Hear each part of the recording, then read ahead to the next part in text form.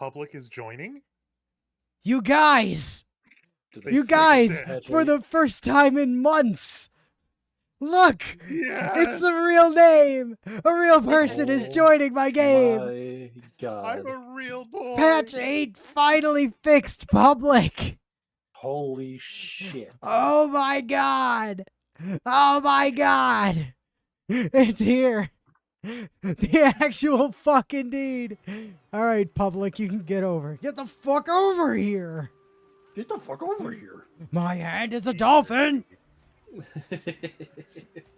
that's what I was doing originally. Yes. Hey, Rebecca.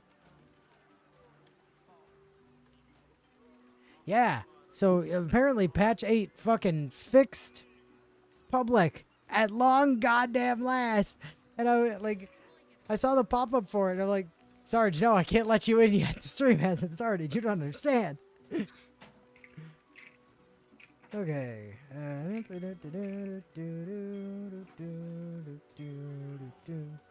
How to just open that. Okie dokie, smoky dokie. Just disconnect the keyboard here. Previously, now refreshed on what the fuck they did during the previous session from a month ago. Group actually played BG3 for once, and Public is joining your game. And start things off with Ito immediately jumping back down into the completely useless room he discovered at the end of the prison session when the suggestion is put forth that the pointless elevator may in fact go down instead of up. After managing to evade the sight of the guard that was staring square at his face through one of the elevator's many windows, Ito is able to flip the operating lever to pull the lift into motion, which leads to him being sent into the planetary bugle's basement. Momentarily surprised that it did in fact go down, Inu's desire to hunt down every lootable he could find is immediately quashed once he notices the all too familiar sound of an uncomfortable number of steel watchers patrolling around the place. Seeing as the group don't have some sort of magic triangles that allow instantaneous matter transportation, Inu opts to not do something stupid for once as he instead searches for some way to make his way out of the murder basement. After eventually managing to find a door leading back up to the lobby, Inu finds himself standing right next to one of the guards who just kind of doesn't give half a shit that some rando just came out of the prohibited area they were meant to be guarding. I think someone here may be taking the automated security system for granted. Figuring it would be in everyone's best interest for him to skedaddle the fuck out of there as fast as his barred legs could carry him, Inu makes sure to draw as little attention to himself as possible by sprinting at full tilt through the building lobby and subsequently all the way to the opposite end of the map to reach some innocuous building that was discovered by a wandering Natsu to be the residence of Gortash's parents. With Inu's lungs currently being too on fire for him to do a speak, he instead hobbles his way over to one Dravo Flim, Gortash's real last name is Flim, and forgoes all formality by instantly ripping into his head with the tech thoughts to see what useful info he can glean about the man's son. Unfortunately, however, this bout of mind reading turns out to be uniquely ineffective as a means to gather information, as upon taking a peek into Dravo's brain, Inu quickly discovers that it is literally smooth, as Gortash evidently cast de-wrinkle brain on his dad before piecing out to start his political career. With Dravo being a bust, Inu subsequently turns his attention towards Gortash's mom, Sally Flim, in the off chance that there may be a couple of wrinkles that weren't ironed out of her brain, which quickly results in his head getting flooded with screams for help, as Sally's brain desperately yells for anyone to notice what happened to her and her husband. As the situation has rapidly escalated beyond his abilities, Inu takes a step back to tag in Natsu so he can use his powers as a half-squid to speak directly into Sally's head to form a line of communication with her, in spite of her presently being locked away in brain jail. Real nice of Emperor to have taught him that trick. Now able to actually speak to someone for the first time in forever, Sally is quick to exposit that Gortash just showed up at the door one day and proceeded to jam brain slugs into his parents' eye sockets, to basically turn them both into mindless puppets for reasons she can only surmise were about revenge. When questioned what the hell she and her husband did that would make their son hate them that badly, Sally nonchalantly explains that their family's cobbling shop was in massive debt to a lot of murderous loan sharks. So she and Dravo decided to do the only sensible thing and sold their son to a passing warlock to pay off their debts. Hold on. You people sold your son into a warlock pack. What the fuck is wrong with you? What, you're a warlock too, ain't you? Why do you have a problem with that? Because A, I willingly chose this lifestyle myself, and B, you turned your own son into a fucking monster who's trying to mindslave the entire Sword Coast. Yeah, little shit was always a monster. I mean, he was just nasty to the core, always whining at us, demanding we give him actual food. Just a never-ending racket. Would have torn us apart if we hadn't gotten rid of him. Psst, hey, Natsu, the rest of us can't speak Brainese, remember? Want to give us a gist of what happened here? I do care for these people very much. I feel like that was supposed to be do not, but the not is missing, which is hilarious. Natsu just like, I love these guys, man. Once Sally has then finished digging an even bigger hole for herself by saying that her son deserved to get sold into slavery because he was, quote, he was just as much of a hateful wretch as a child as he is now, Natsu rather understandably tells her to kindly go fuck herself as he hangs up on her ass and walks right out of the shop with the rest of the group in tow, confusedly wondering what the fuck just happened. While Natsu works to de-seethe himself, Inu kind of shrugs and figures he'll be told what happened later. He begins to busy himself with breaking into a nearby condemned building because apparently it's where the Hag Survivors Anonymous Club have been meeting up. After managing to successfully break off the padlock that was placed on the front door by city officials, the group all walk into the condemned domicile to greet their fellow Hag survivors, only to stop dead in their tracks not even a few seconds after entering when they hear creepy as hell giggling seemingly emanating from an empty room. Okay, hold the fuck up. What is that, and where is that? Dunno. Guess it could be something invisible. Do you see anything invisible in here, Natsu? No? Then there isn't anything invisible in here. Deciding to leave the giggling creatures alone for the time being, since they were probably upstairs, the group actually head over to introduce themselves to the HSA club, only to unsurprisingly end up being instantly accused by their leader, Adriel, of either being sent here by a hag to kill them, or being a hag that came here to kill them, before a single word can even leave Inu's mouth. Figuring a lighthearted joke would be the right way to break the ice and ease tensions here, Inu, in a very obviously joking manner, says, I will eat your souls! Rawr!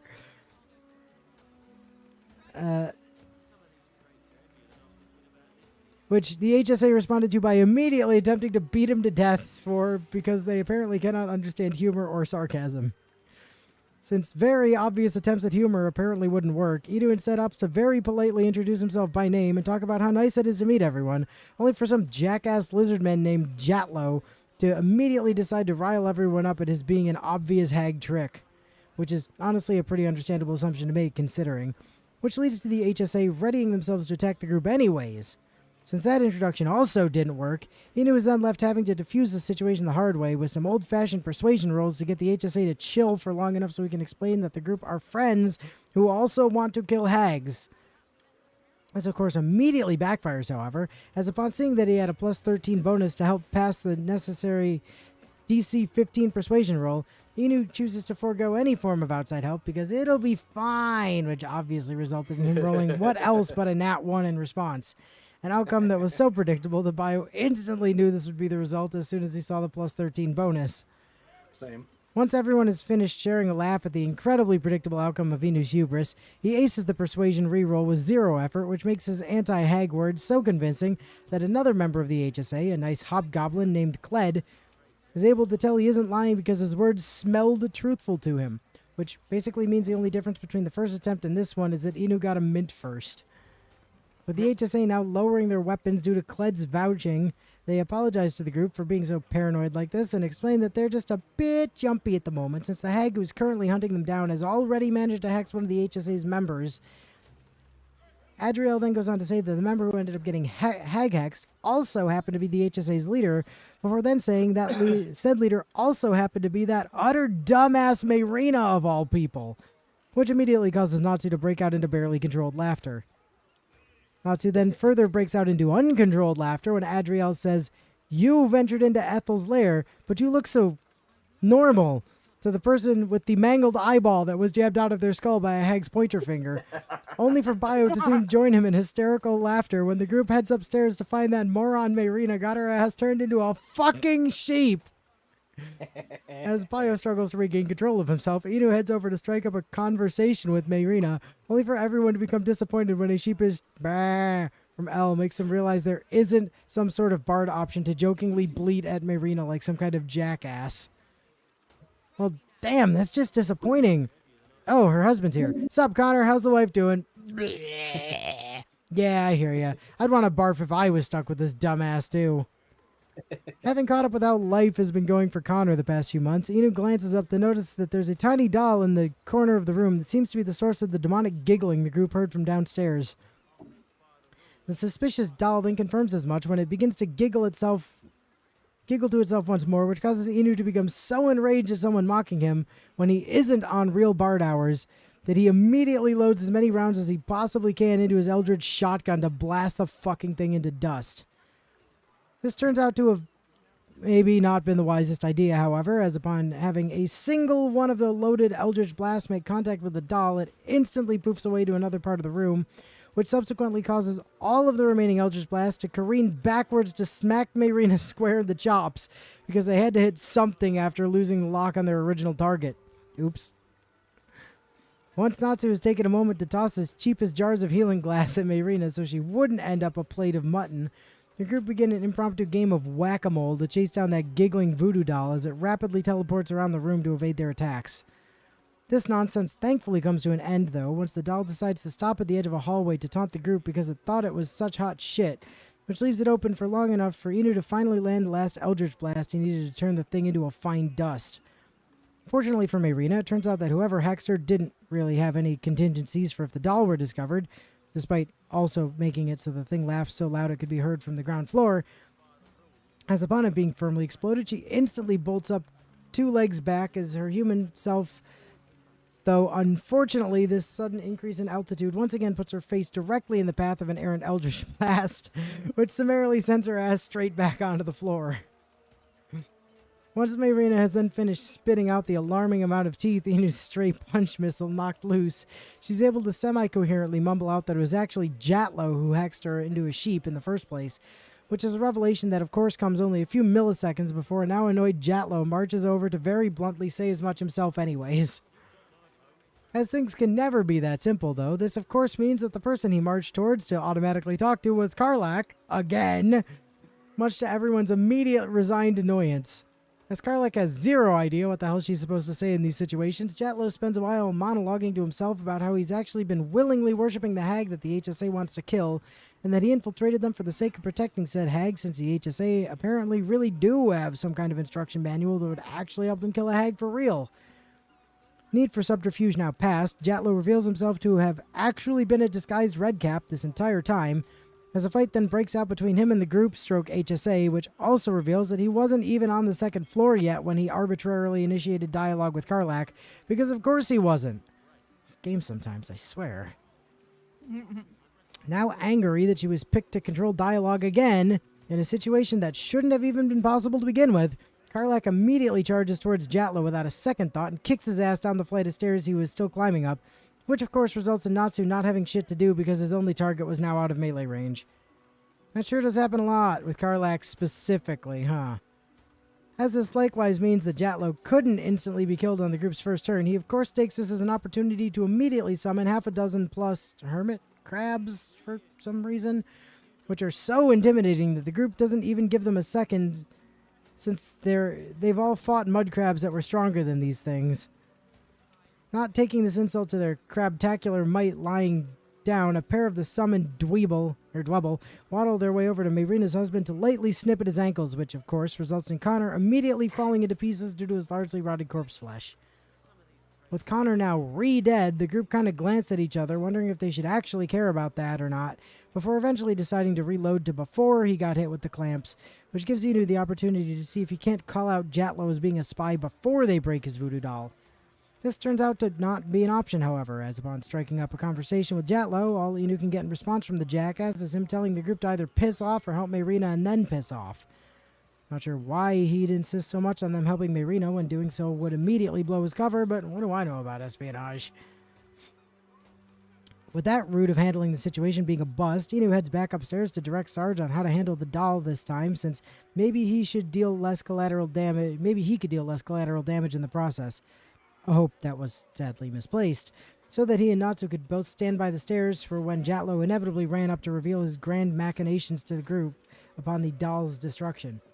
As the group weren't caught off guard this time, they, and by they I mean exclusively Natsu, were able to position themselves properly to deal with Jatlo once he revealed his true fungal nature and proceed to crush his mushroomy skull in so hard that the loser dies before he even has the chance to cast Crab Rave.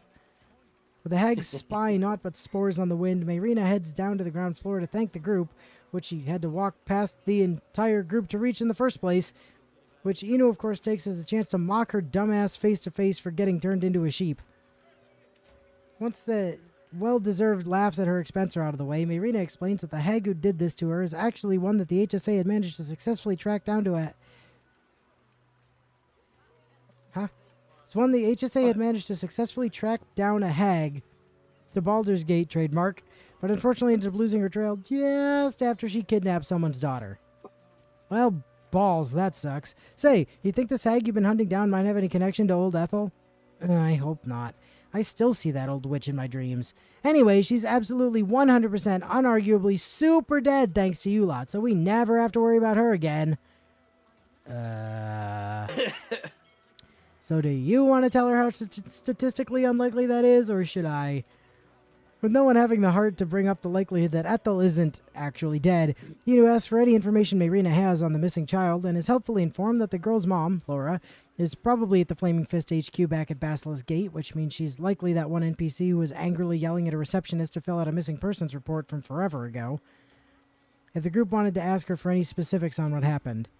The group's business at the HSA HQ now officially over, Mayrina hands them a neat quarterstaff that has level 5 counterspell built into it, and bids them luck on their efforts to track down the hag and the kidnapped child.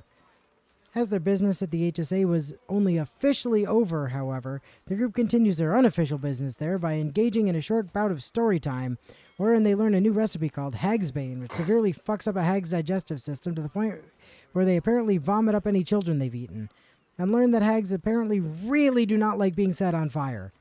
Imagine that. Fire damage actually being useful in a video game. Imagine! Nope, I can't. I've been spurned too many times before. Story time now over. Inu goes around to talk to the rest of the HSA about how they feel regarding the Jatlo situation, while the others comb the place in the background for anything that isn't nailed down or marked in red. Midway through chatting with the other HSA members, however, Inu happens to spot an innocuous basement hatch beneath the stairs that lead to the second floor and subsequently almost shits himself when he fails a perception check not even a few steps into said basement. Seeing as he just is not the one to put in charge of minesweeping, Inu quickly calls Natsu down to dismantle the minefield in his stead, which promptly leads to both of them blowing up when Inu proceeded to explode the entire fucking minefield with both of them in it by absentmindedly walking directly onto the same mine he failed a perception check on not 2 minutes ago.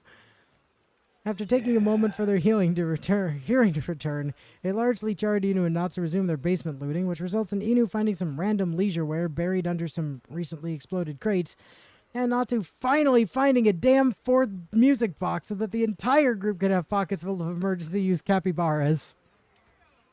Yay. Which reminds me, while I'm thinking about it. Hold on. Where's my music box? There it is. There we go.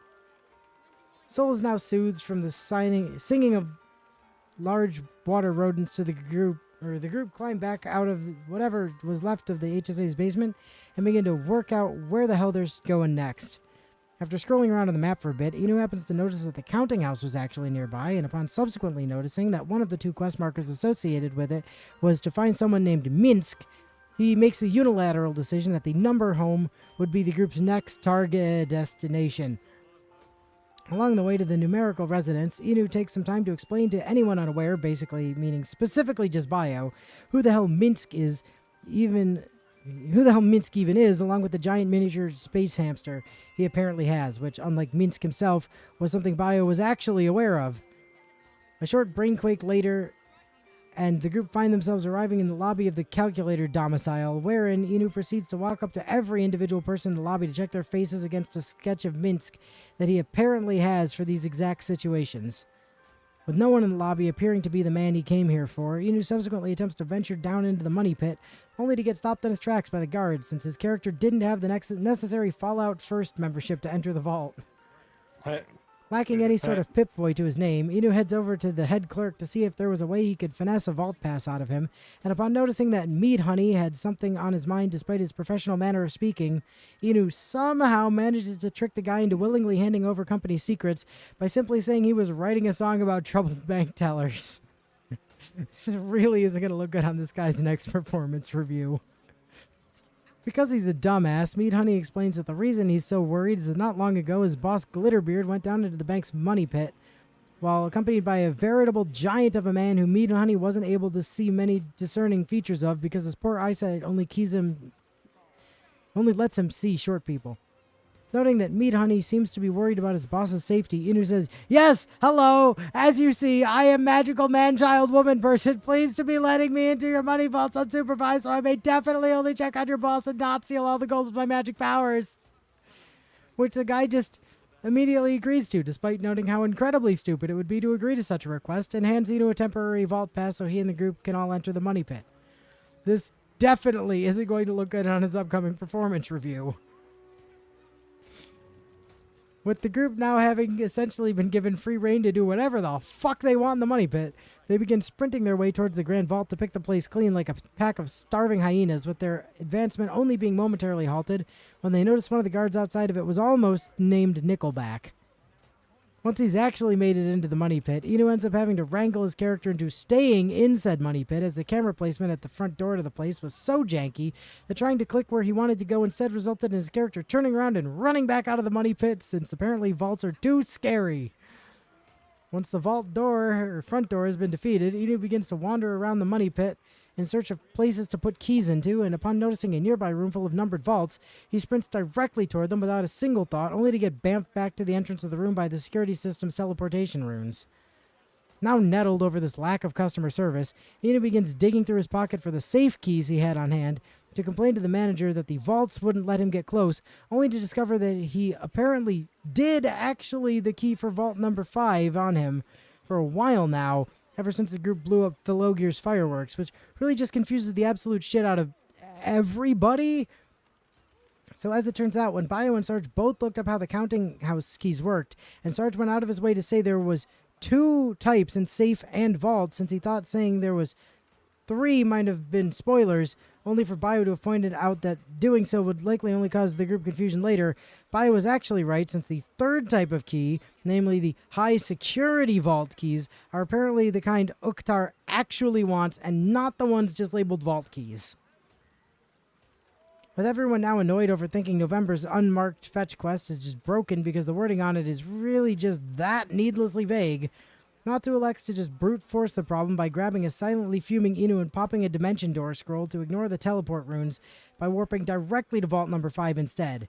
Some 1,200 gold and a revivify scroll now in hand, the two exit the vault room as they had no other vault keys to make use of, and make their way over to the safe room to try and make use of the handful of safe keys they've picked up since arriving at Baldur's Gate, trademark. This doesn't exactly go well, as much to their confusion, every safe in the safe room also happens to have a locked steel gate in front of them for an extra measure of security, which can only be opened by counting house staff. Fortunately, those steel gates aren't exactly an airtight means of security, which allows them to slip directly through the bars blocking access to the safes by simply using gaseous form.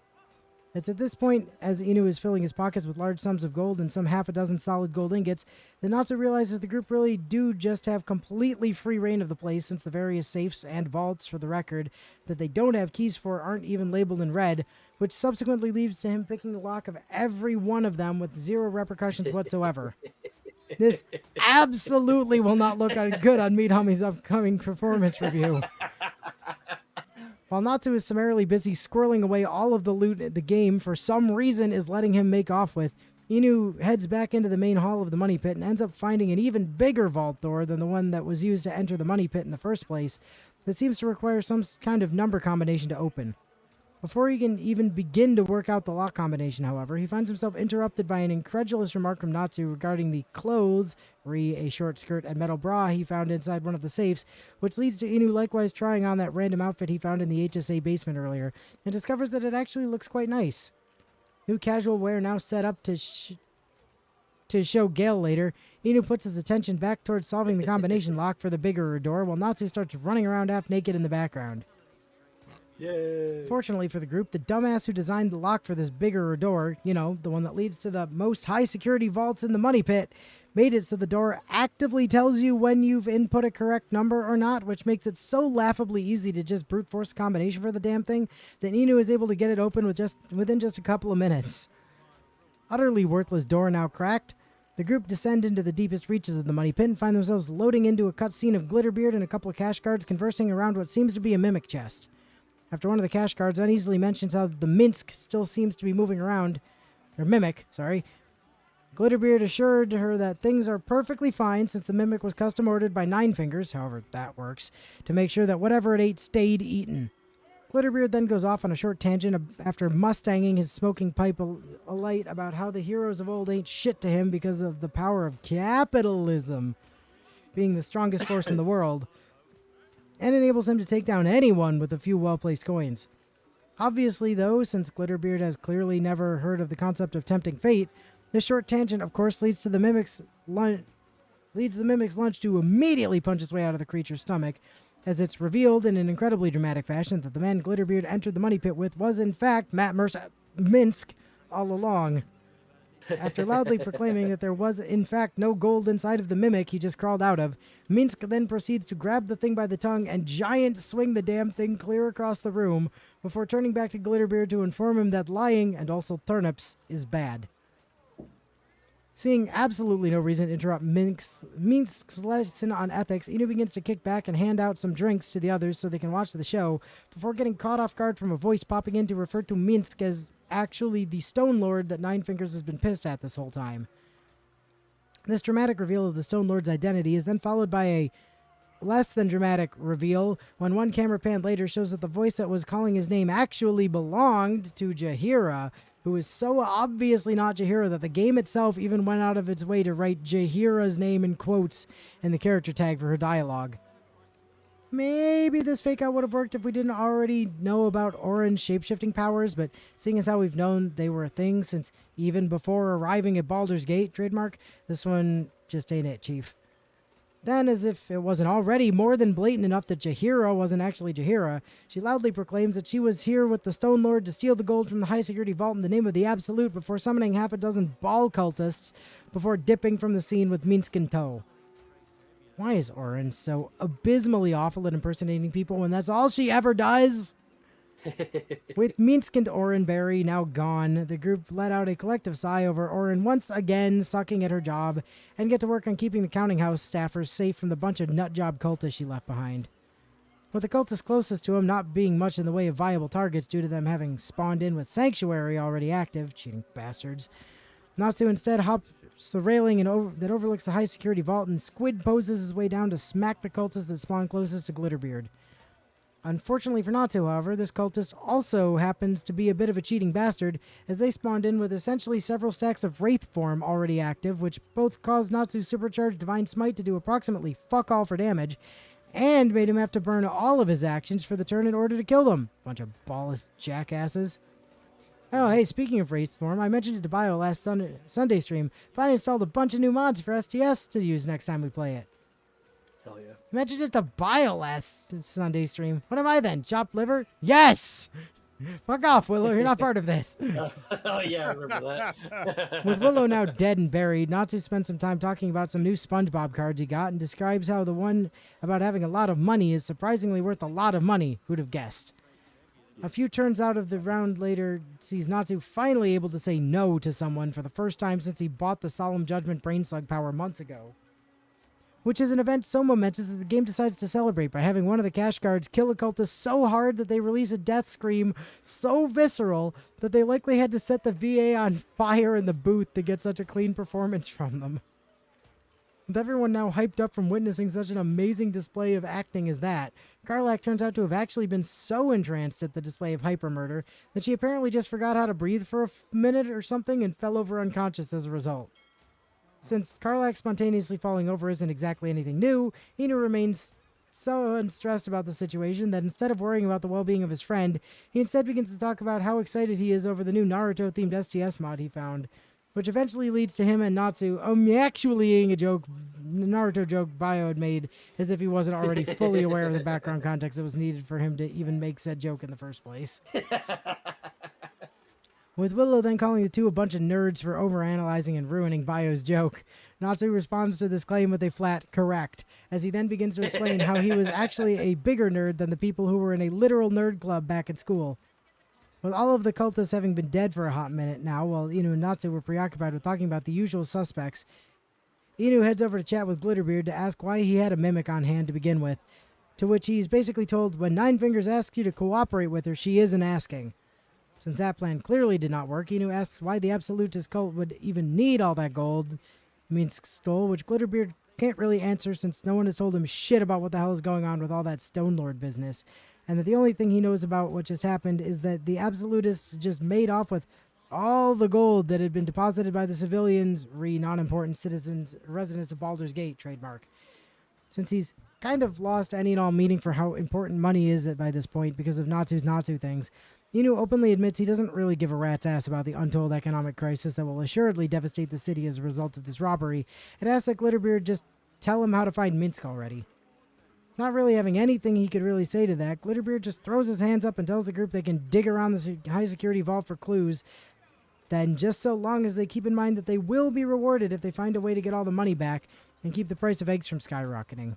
Yeah, good luck with that.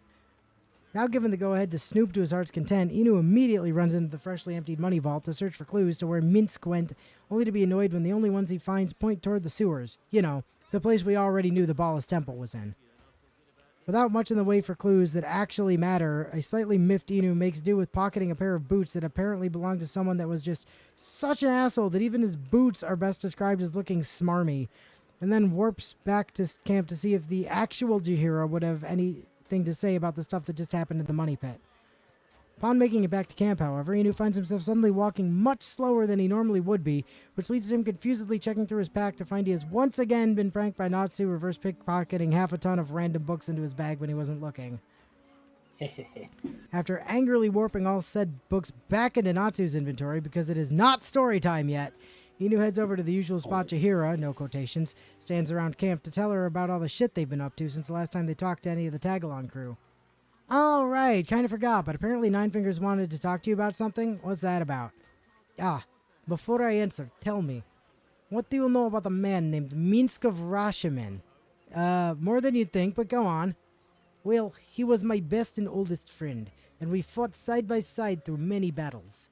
But then I left him to die the first time we ran into those crazed absolutists, since someone had to get word about them out there.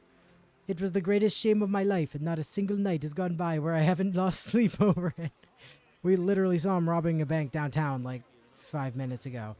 Neato! With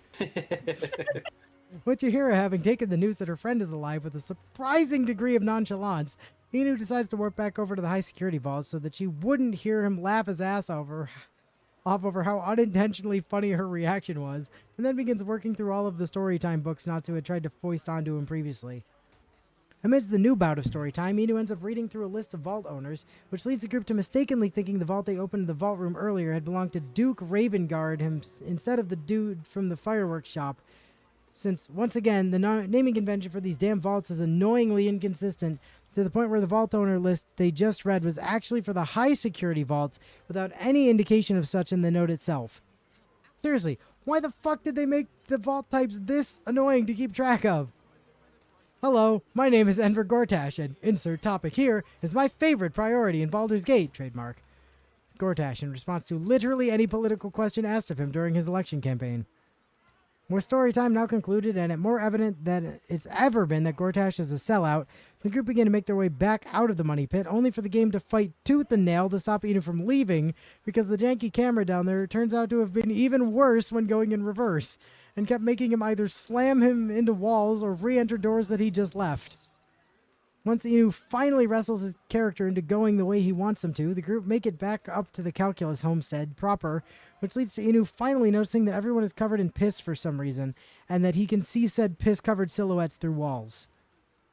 To go along with this revelation, at pretty much the same time as Inu finally making notice of his apparent piss vision, he also mentions that for apparently the entire time the group has been playing the game thus far, he could have actually been moving his character around by just holding the mouse button down in front of him instead of clicking a spot each time, and nobody ever told him as much. Thank you, Inu's dad.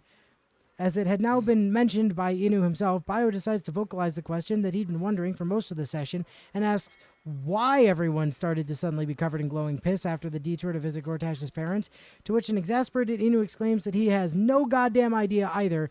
Before Inu has the opportunity to delve into the cause of the piss vision, however, he finds himself blindsided on the nearby docks when he suddenly passes a perception check from a rotten pile of fish, which leaves him so confused that he can't help but see what the hell that even was.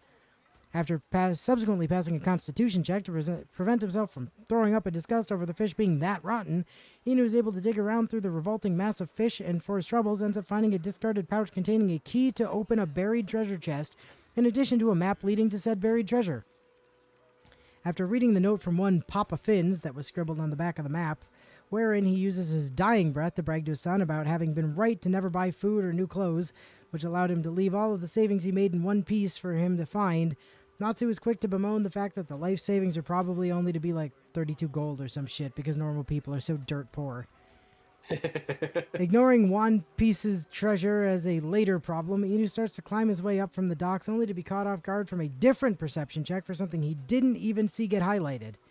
After checking the action log for any hint to where that perception check even was, he discovers that it was actually Karlak who triggered said perception check, which isn't really that helpful of a discovery since Elle also didn't see what the hell it was highlighting earlier.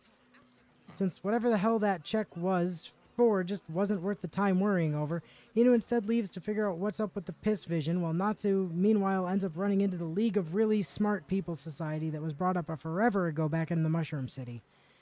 Natsu then strikes up a conversation with the Society League's foremost expert on myconid spore telepathy, Dr. Morecombe, who isn't really so much an expert on the subject because he's smart, but more because he keeps snorting all of the spores and getting high as balls.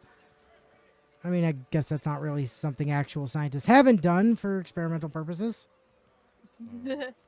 With Morecombe not really being much in a talking mood at the moment due to his being in mushroom withdrawal, Natsu ends the conversation, which gives Inu the chance to show that his consultations with the old one Google has given him complete mastery over his piss vision and has allowed him to activate or deactivate his Deus Ex filters at will. Not even a single step later, then Inu sees fucking hell, can't read. Not even a single step later then, sees Inu being held back by a dockhand named Big Huido, who was in charge of keeping passerby from getting too close while they offloaded a new shipment of goods, you know, weapons, alcohol, drugs, the usual, for the guild, which Inu is quick to help himself to by just saying, "Oh, yeah, I'm actually a newly hired guild representative. I'd like your entire stock, please." Someone is getting sent to Merfolk Town with a new pair of concrete shoes for this one. Massarge is now stuffed with a few more barrels of fire wine, and Karlak getting a shiny new block of infernal iron. Things look like they're finally about to wind down for the night until Inu just so happens to spot a really fancy ship nearby that's being guarded by a pair of steel watchers. Since being entirely incapable of stopping himself from making poor decisions is literally a defining character trait, Inu, of course, goes immediately to drop a quick save on the spot and leaps up onto the fancy boat in full view of its guardian automatons, which goes just about as well as you'd expect it to. With Inu now locked into a fight against a pair of steel watchers, since that's a great thing to do when there's only a few minutes left in the session, the rest of the group aren't left with much choice but to go help him not get his ass killed because of his character's inability to think ahead more than not at all. Since Karlak wasn't caught unaware and shot in the head this time, however, the pair of steel watchers go down without much issue due to the meat tank actually being allowed to do her job. Though, even with the steel watchers for once going down easily, that unfortunately isn't to say they didn't still manage to cause a whole mess of problems in spite of this, as their automated self-destruct ends up having the less than ideal side effect of aggroing a whole fuckload of now very pissed off gangsters who just so happen to be within their blast range. It really just can't ever be simple with these damn robots. With gang warfare apparently being the group's lot in life now, everyone begins to get into position only for them all to be one utterly flabbergasted when the gang's designated marksman suddenly begins to repeatedly jump up and down from the pile of boxes he was on, as if he was Q-Bert or some shit, instead of actually attacking anyone. I think this guy may have gotten some shrapnel in his head from that detonated steel watcher. The group's laughter over this man's likely having brain damage is short-lived, however, as all of them soon find themselves snapping to attention after Sarge happened to notice a trail of fire leading away from the pack of gangsters and towards a minecart full of explosives that just so happens to have Volo, of all people, strapped to it. Metaphorical fire now lit under their asses to keep Volo from being atomized by the alarmingly literal fire that's lit under his. The group get to work on trying to cut a path through the gangsters as expediently as they can. As everyone scrambles to figure out how to salvage the situation before the frighteningly small health bar on Volo's minecart runs out, Bio decides to do some work of his own by scrubbing through the past few minutes of the stream in search of something, before finding what he needed just in time to see Qbert start hopping around on his boxes again. Seriously, there has to be something wrong with that guy. With the situation now dangerously close to falling to shit, Inu begins to frantically scrub through every single spell and scroll he has access to in search of literally anything that could be used to put out the flaming cart, only for his realization that he doesn't even have a drop of water to his name to instantly be met with everything fucking exploding and Volo being reduced to a pile of ashes on the wind, much to Natsu's confusion. With there now not even being enough of Volo left to put into an urn, despite Natsu's confused insistence that this literally shouldn't be possible, the group are left wondering what the fuck they're even supposed to do about this, which is when Bio's earlier VOD scrubbing comes back to help as he explains that the trail of fire wasn't on fire prior to when the Steel Watchers blew up and aggroed all the gangsters. With the quick save from prior to the boat leap having been loaded to in order to get a better overall lay of the land, session finally ends with the tentative plan being made to get Volo out of there before angering the giant murder robots so that the group can kill them with impunity and gain their apparently final leveling montage. If we don't get it from dealing with the fucking, like, dudes in the first place. Which is certainly a possibility. Murder robot. All of it. You missed all but 5 minutes of it, Willow. Including the bit where you appeared in it again. Yes. That's just what you get for being late. Stream doesn't wait for you, just for Bio, because he has to give us the recap. Alright, oh, let's go see what... These people don't need to retalk it. Natsu, for God's sake! You go do what you need to do. I have to re-go through this keep like I had while you were doing that battle before. Ah, gotcha. I'd had this place almost entirely done, and then a supposedly unkillable being was killed, and we had to reset. If you would just listen, I could explain. Let me have this conversation. You have done quite enough explaining, Volothamp Gadar. You have poisoned the very hearts and minds of these good, kind, gentle citizens with your lies, your delusions, your conspiracies. Though you hide behind a mask of stories, we have seen beyond the veil. We see what you really are. Fearmonger. Fearmonger. Attention seeker. Yes, his full name is Volothamp, yes. Agent of chaos. It's pronounced Chow's, thank you. Stirs in recognition. This man is infected. Ragnahells follow. Today, citizens, we rid ourselves of this cankerous sore. Today, we burn away all falsehoods. Today, we will be divided no longer, for today, we rise in truth!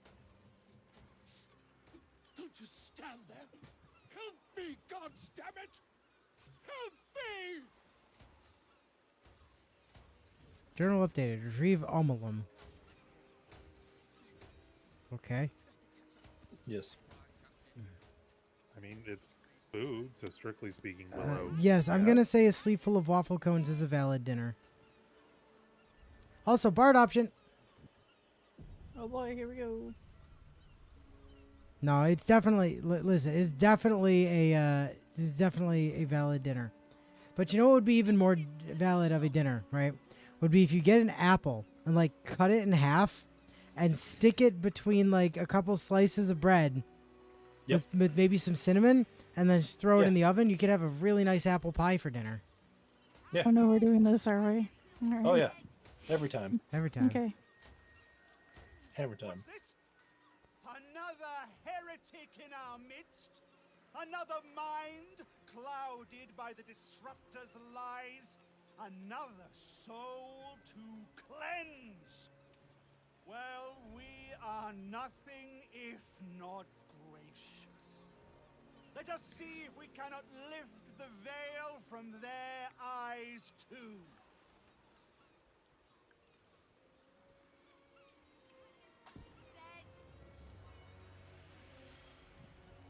No, please, no! Oh boy. Here we go. Also, does anyone else notice that one like guy who just sprinted through the fire for some reason? Nope. There's this, I've been busy with the event. there's this guy named Falmar Dugweir here, and he just like ran through the fire. Through the fire and flames. Okay. Now, how do we resolve this situation is the real question.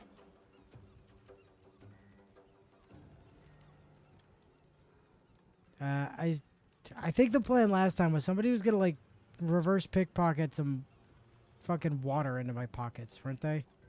Natsu, is that a thing you were Probably gonna not, do? though. I mean, I should be able to, assuming I have water on me, send it over to you.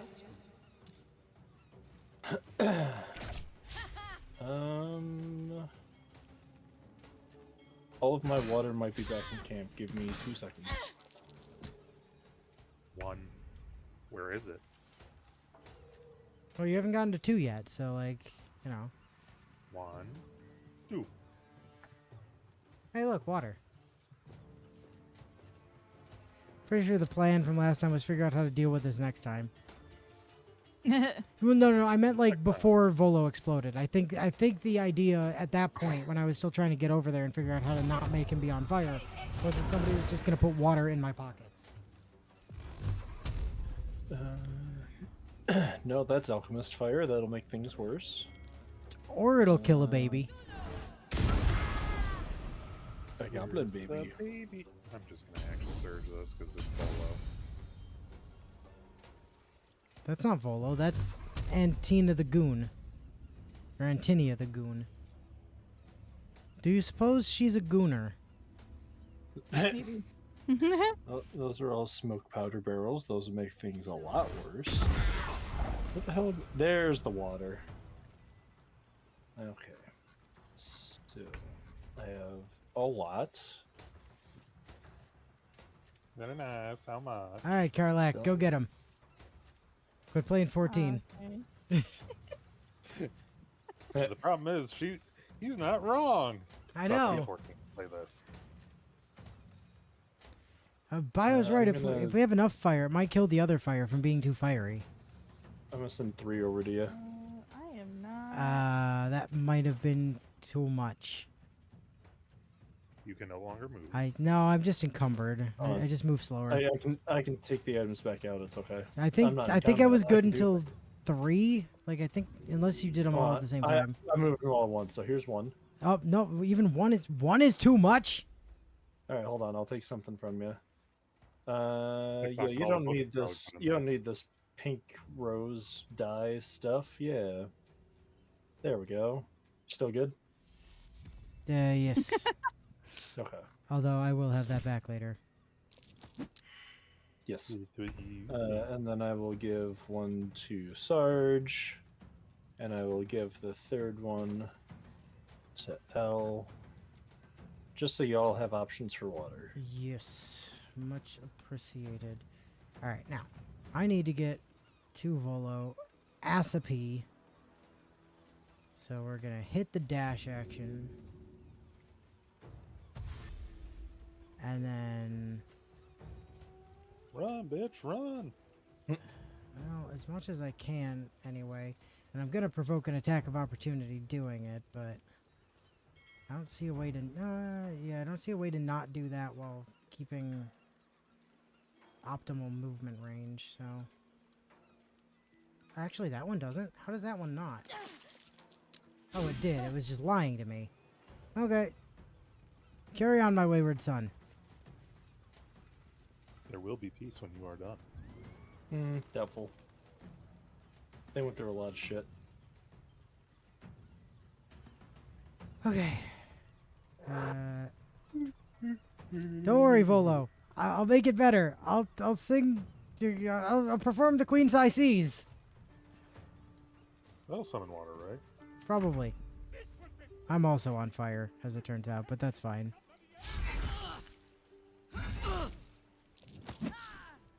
What? What? Oh, okay. Just throw me closer. Why don't you? Yeah, but they took away your aura of murder somehow. Watch out, Sarge. Aw. That person is failing to hit you. And you're gonna fail to hit me. Get dunked on, shithead. Here, let me just take something out of your pocket so you can... Inu, why are you carrying a metric ton of pink dye? That's why you can't walk. I'll just take some and touch it and you die. Yeah, that's my dye. I need to figure out what I'm using it on. Like, I bought that off of...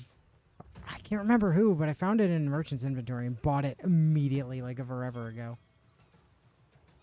But I don't know if you can take dye off of clothes, so I keep, like... Nope.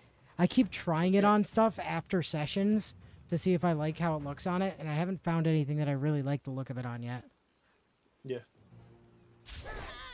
It's like, just keep trying it and then reloading so I don't waste it. Ah, you're all south of me. Okay.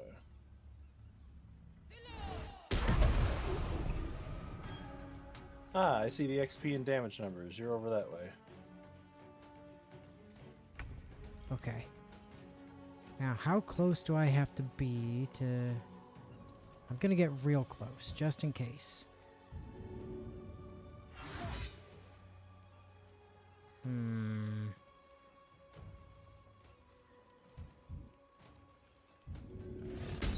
Oh, I could just take the aid action. That would unrestrain him. All right. Oh, that's where they were. Ah, I'm gonna shit. save Oh. it just in case that doesn't work. But... Aha! He's free! Now, Volo, get the fuck away from the burning explodey barrels. Because I know I sure as fuck am.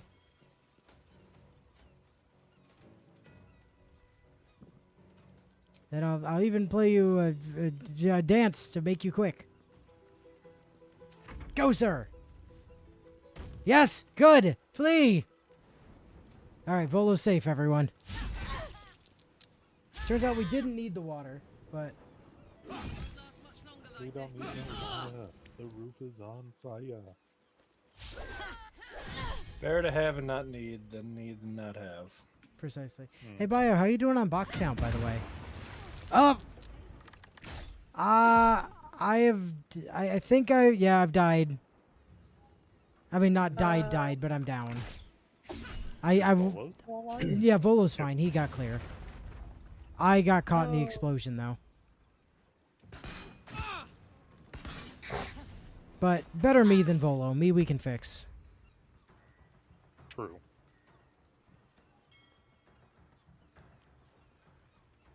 I mean, Volo shouldn't be able to die in the first place, but given that he apparently can... Correct. It is Yes, hot as bullshit. fuck in here. What the hell? Bruh. It's hot Preach as into the fuck in choir. here. You'll recall, dear, that I told you I turned on the I know. AC and the temperature went up. Because it's probably still on heat, not AC. I turned it to cool. Yeah, I but you did not put it probably on heat. didn't turn it to cool. You probably turned it on to, like, heat cool. But did you set it to mini when you meant Wumbo? Oh my god. Okay, now. Okay, speaking of Skyrim, by the way, Shadow drop, shadow drop, shadow drop. Yeah. Oblivion. Oblivion Remaster. I'm kind of tempted. It looks pretty good from what I've seen of it. People have been loving it. People have not been bitching about it, which is a nice change for a game that just came out. It's it's a remaster of a 20-year-old game that's not $70, Atlas. They're only charging $50 for it. Yeah, it released like a couple days ago, Willow. Fucking get with it. And it includes all of the original DLC. And there's new DLC. Sorry, Bio. And the new DLC, like, it seems like there's... No, they genuinely stealth dropped it. It is live on Steam. Oh, yeah. Right No, now. it's out. It's out, yeah. Yeah. The new DLC also seems to have horse armor in it, by the way, for anyone that was curious. Hey, Final Fantasy 14 girl, it's your turn. Is it now? Yeah. It has been. Yeah. I thought it might be me that was holding things up, but then I remembered I can't do anything because I'm unconscious. Yeah, they did. They announced it, and then like the next day they're like, "Hey, Oblivion, by the way." And you know what's even cooler about it, right? They announced that they released the next day. They're only charging 50 instead of 74 because fuck Atlas apparently. But on top of all of that, they reached out to the Skyblivion devs. They gave them a bunch of keys. And they gave them a bunch of keys and told them, "We are not canceling your project. Carry on, good sirs." That's not here. That's fucking cool. Yeah, yep, free game for each of them. It was real fucking cool for like everything that they did in relation to that. Yeah. Like, absolute bro move by Bethesda, considering Bethesda's also the ones that killed the multiplayer Skyrim mod because of, you know, the upcoming ESO at the time. I haven't forgotten about that, Bethesda. Just thought I'd, you know, credit where credit is due, but hey, get there, Karlak.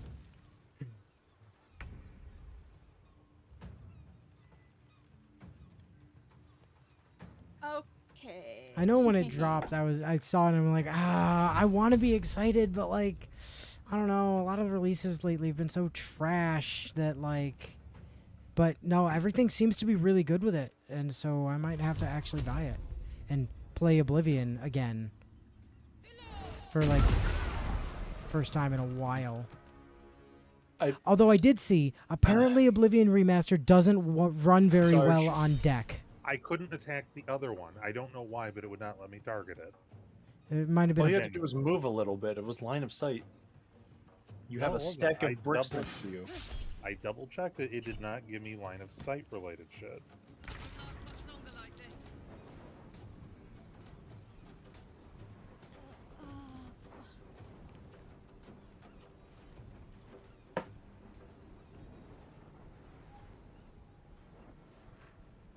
Yeah, evidently the Oblivion Remaster doesn't run very well on Steam Deck, but the original Oblivion runs perfectly. Bro. So if you want to play it on Steam Deck, play original Oblivion like Game of the Year, and if you want to play the better, like the newer Oblivion, with more things to do, then There you go. you couldn't line it up to hit yourself with that as well? I thought I did have it lined up to hit me. Oh, well, just the game If you doing have it game hovering- things then. If you have it hovering over the person's actual body, it treats it like an actual attack and will attempt to hit them with it, and not actually like the point that you're you have to throw to hit it on the ground. You can't have it hovering over the person's body. Is that what happened? Hold on. Maybe. Potion of Considering the healing. fact that I'm pretty sure like a critical hit or Yes, something. yeah.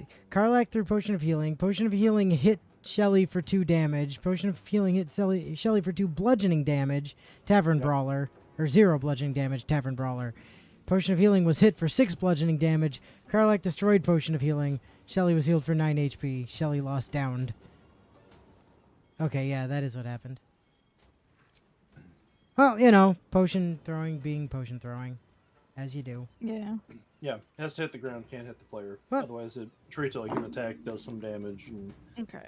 only affects that single player. Well, you know. Well, it looked like I was targeting the ground. Good news is I'm not dying on the floor anymore, so that's good. Huzzah! That's the main thing, is he's not dead on the floor. Precisely. Yes. And just Karlak is almost dead on the floor. Yes. Everybody Right. is almost dead on the floor. Actually, That's because they won't give me the subclass I wanted this whole goddamn time.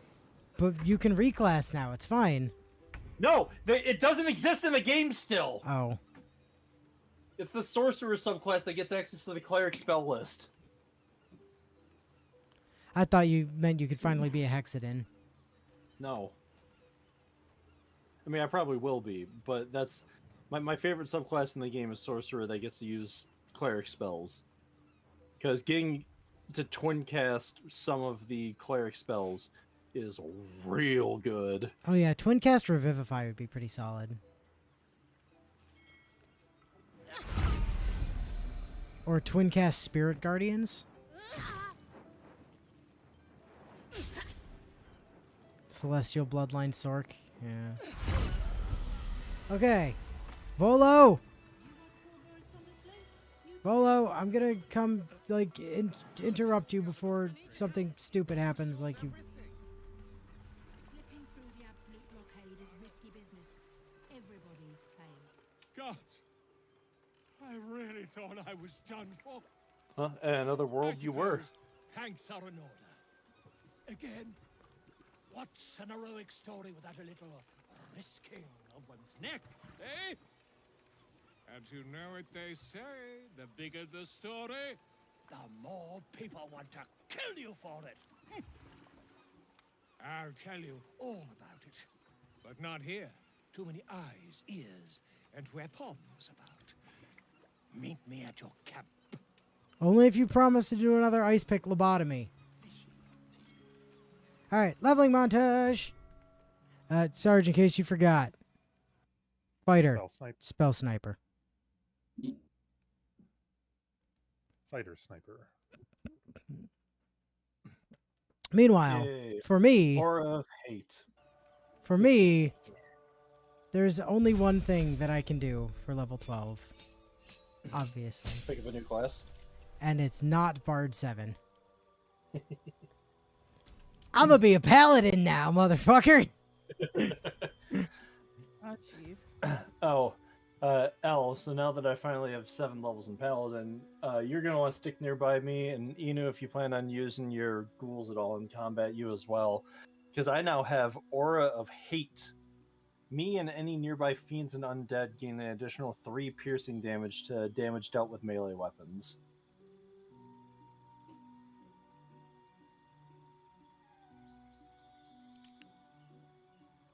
Additionally, grant the target proficiency bonus. Yeah, definitely going Oath of the Ancients there. See how long it takes me to break the tenants on that somehow.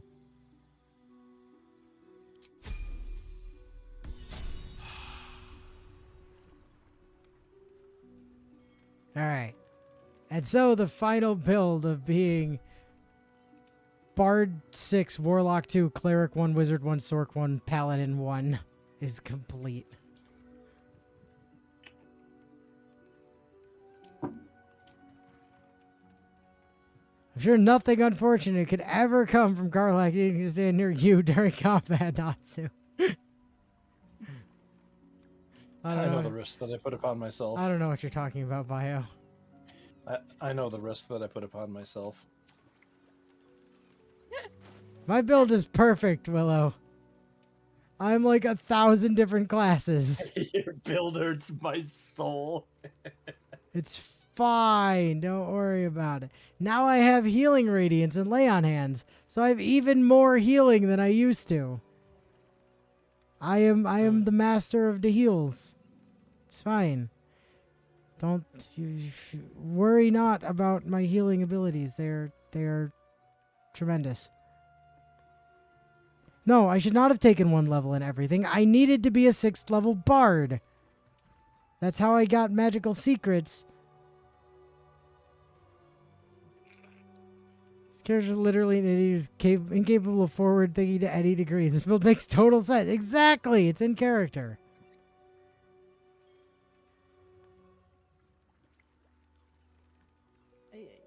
I don't really need Divine Sense on my bar, though. Like, I'm not ever gonna actually do anything with that.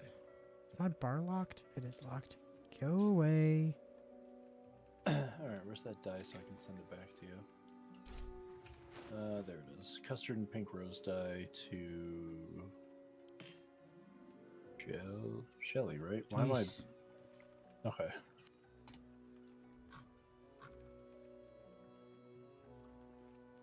Hey. Honey, you go with the girls. I'll find another way towards a deep. Bard lock is absolutely correct. Not only am I a Bard lock, I'm a Bard lockerixerd palasork. Alright. So now that we've hit level 12, we go and install a mod that will allow us to keep leveling up if we get the experience for it. Nah. Boo. Nah, we good. Maybe on a second Boo. playthrough.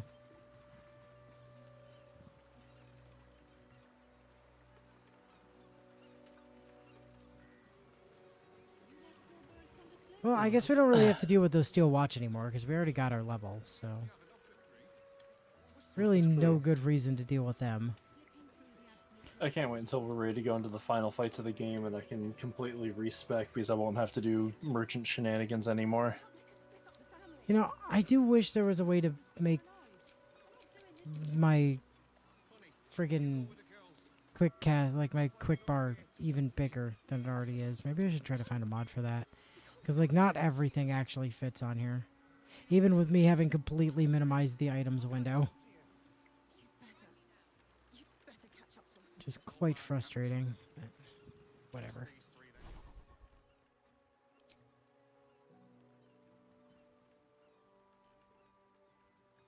Ooh, okay. It is hot in here. Alright, so what were we doing next? I don't know. We didn't have a plan apart from, like, make Volo not be dead. Oh, So, okay. I mean, assumed that y'all was were it. coming over here because of the Steel Watch quest marker. Wait, there's a steel... Oh, right. Maybe that's what we were doing. Maybe we were heading for that. I just know we were, like, heading down this way, and then I saw Steel Watchers, and we decided to deal with them, because we were like, oh, they're guarding a boat. I wonder what that's about. So we were going to investigate that, and then Volo exploded. Might as well just fill in this bit of the map while I'm down here. Cactling, Smiley Geef, Trader Jingo, and Traitor. Phoebes Splayfoot. There's a traitor somewhere? His name is Trader. Doesn't look like he's actually a vendor. Ooh. But his name is Trader.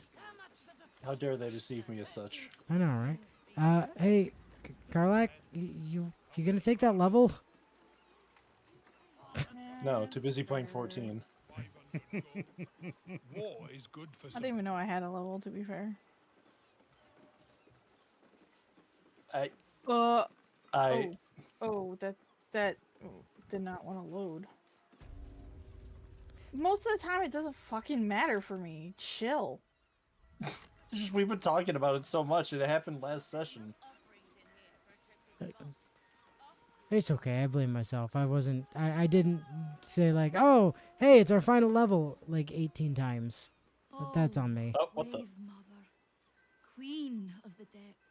How did you walk through here and not trigger this conversation yet? I Please did. carry Holly to her final rest. Okay, fine now, Maybe man. because of the tentacles? Please. Sorry. Are you here for Wave Servant Holly's funeral? Oh, it's already started. Out the just inside.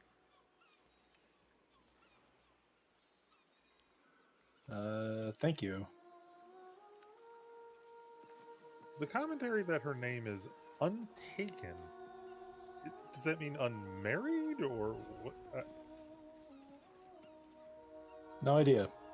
She has lightning resistance, though. As the Wave Mother welcomes another daughter to the deep wilds, know that we too shall gladly follow when our time has come. The Water Queen's house. Yeah. Oh, God. All I can think is, no. I've seen the Water Temple before in Legend of Zelda. I don't like where this is going. So there may or may not be a funeral going on in this room. with a body that I could clearly reanimate and talk to. Oh god. Arise, chicken! Oh my god. Informs you that you shouldn't go anywhere near the wave serpent's body.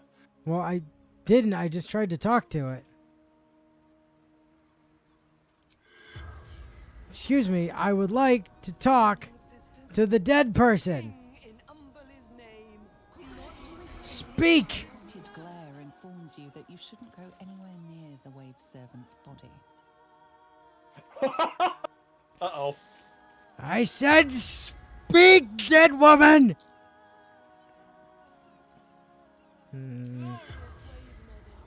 Okay, it just outright denied me that time.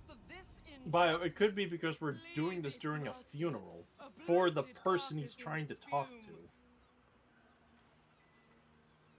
Rejoice, sisters, for Umberly has blessed her humble daughter with a pure death. Her lips blue with her kiss, her lungs full of her quenching word.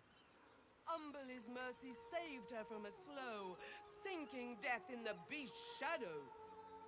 How dare this beast sully the safety of Grey Harbor? We will find its master and send him struggling into the bitch queen's embrace. Not a sweet Yeah. sleep like Holly's, but a suffocating flood of fruitless garbs and bursting flesh. You, supplicant, what tribute do you bring to honor the Wave Mother's fallen daughter? You're sparkling. Well, I'm a cleric, so here, have my cleric blessings or whatever. The other gods do not look kindly on the bitch queen, but she looks kindly upon your prayers, priest. Oh my Oh my god, that fourth option! Holy Wow.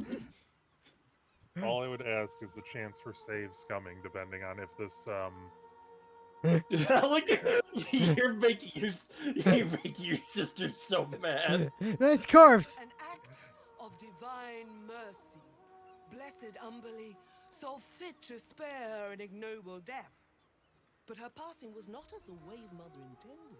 Not as bad of It a was response as I beast who thought. took No, her me life. neither. An unnatural one whose very existence is an affront to Umberly.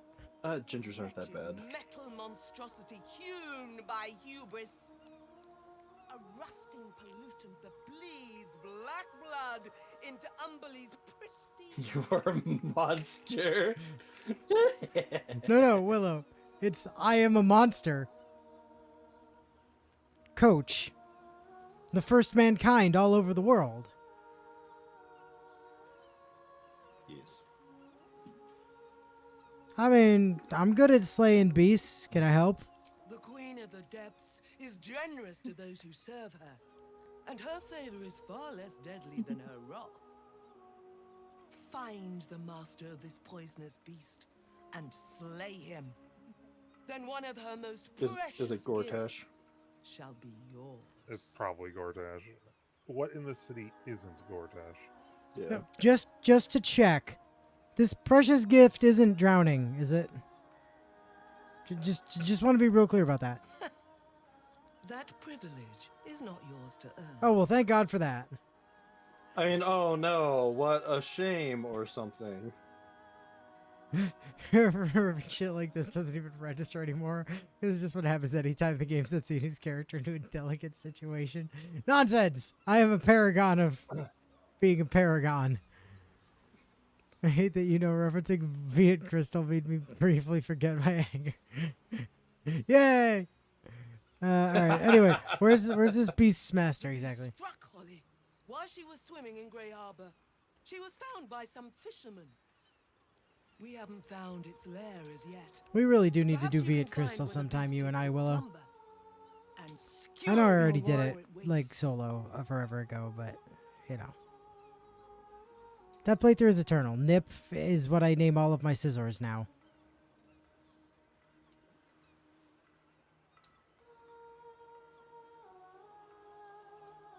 Some Paragon You're- choices aren't you're- that far off from what you just did. That's also true. We already insulted the corpse. You might as well pick number 1. Oh, I mean, they are supplicants of the bitch queen, so I guess insults Thoughts is kiss a your brow. We fine await your return type of and the compliment, I Beastmaster's guess? demise. Rejoice. Okay, as now the that I've brave talked to the mother lady, offers another daughter to the deep speak. wilds. Oh, now I can. Ah. The corpse regards you lifelessly. All right, where were you attacked? I was swimming in Grey Harbor. Why aren't your lungs full of water if you drowned? We already knew you were swimming in Grey Harbor. What killed you? Little monster. What, a steel watch? Big.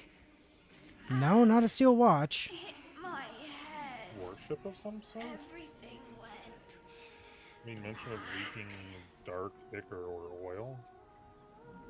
Okay. I was swimming. I was attacked. How productive. Okay, do you remember what happened like right before you were... God, this is like dealing with a user. I was swimming. I had 2 separate people Swimmingly. today, right? I called them up because we saw they were uploading shit they shouldn't have into Gmail. And I'm like, hey, do you remember, like, you know, attaching anything like Gmail yesterday? No, I can't No. say I do. Oh, so you didn't? Oh, yeah, no, I guess I did do that thing.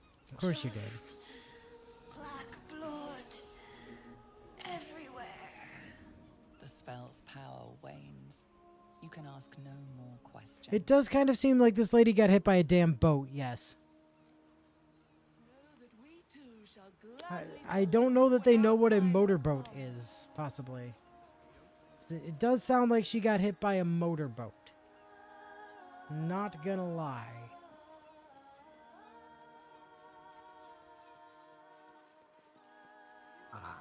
Untaken Padula. What a name!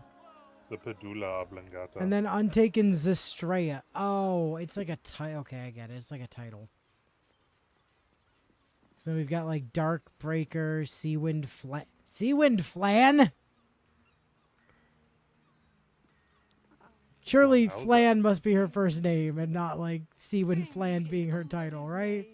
Praise Yeah, okay, because that's Seawind Slowboat. holy death.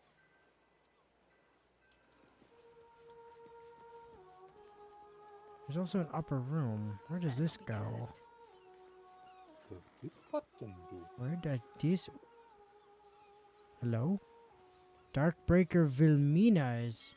Got another door, and there's an opulent... There's a bunch of locked shit in this room. Excuse me, I would like to go through these doors. Don't mind me. Oh, Stop! These are the flood tides chambers. You've no business here, Flotsam. What about Jetsam? oh. Well, apparently I'm not even allowed to bard swade my way in there. That's unfortunate. I mean, there's a lot of stealable shit in there. Just, like, watch out, because she is kind of watching, so...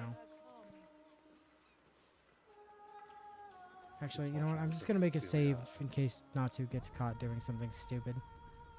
In Very case I get caught doing something stupid, you mean when I get Yeah, caught doing precisely, something yes. stupid? I've played enough DOS 1 with you to know. Also, there appears to be a diggy spot down here because I just had a failed survival check, so... Let's see if I can just luck my way into it with a shovel.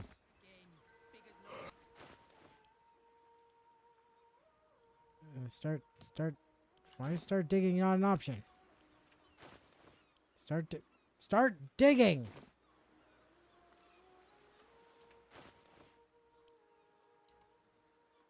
I swear I used to be able to use a shovel without knowing that there was a dig spot. Did they patch that? Is that gone? I would honestly start to wonder. That'd be a weird thing to patch out. There you go. Because I was standing right over the top of that. Literally right over the top of that. Huh.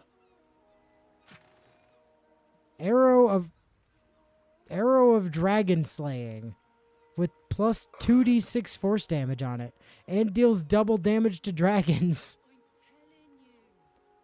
There's also a book here called the History of the Flaming Fist. Let's see, what's in this? As a serious question, Bio, and I'll send you a picture of this because I should still have you in here. Has the box reclamation been weird in Fate, by the way? Like just, oh, I don't know, overlapping everything by any chance? It's bold of you to assume that anyone has started redeeming boxes yet. Where the fuck is Bio on my list? Wouldn't you like to know, Weather Boy? No. Stop! Oh, Stop! I You wasn't- violated the law! I wasn't even clicking on the door. I was just trying to be behind her so she couldn't see me. Stop! You violated the law! I sent you directly an image in Discord. Bio. Everyone subscribes to what? Curse pleasure. I wasn't within that sight cone. You fuck off. A History of the Flaming Fist. Founded by Eltan, who was at that time Grand Duke of the city of Baldur's Gate, the Flaming Fist are difficult to categorize. They are a standing army, a police force, a band of mercenaries, and a troop of explorers. They're scholars who have inculcated order and law, and they're soldiers who have slaughtered the guilty and the innocent alike under banners of orange and scarlet. Equally vexing for the historian are their sociological implications. The Fist have been at sometimes corrupt and at others virtuous. In that way, making a friend of the Fist is buying a packaged loaf. Tempers are What? rising. Invisible. It's clear not Okay, she didn't actually fight me. It's all good. Who knows if the dough is delicious or the crust is poisoned?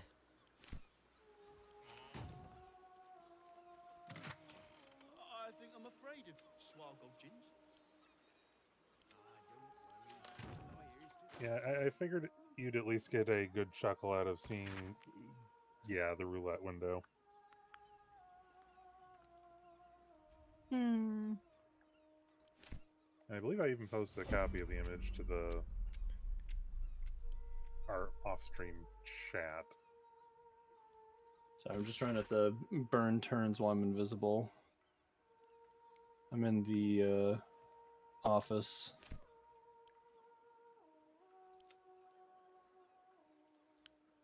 Must be the spider vision. Just make a save.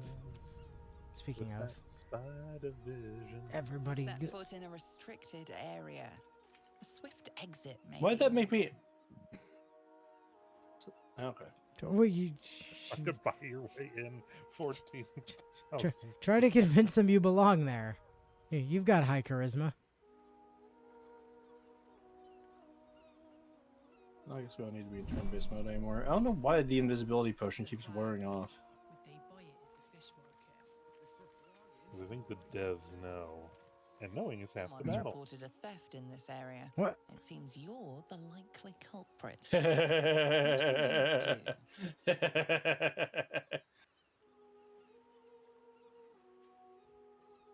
I'm just minding my own business. Nothing to do with me. Ah, yes, deception expertise, a plus 15 base. Plus 4 from favorable beginnings. Holy shit.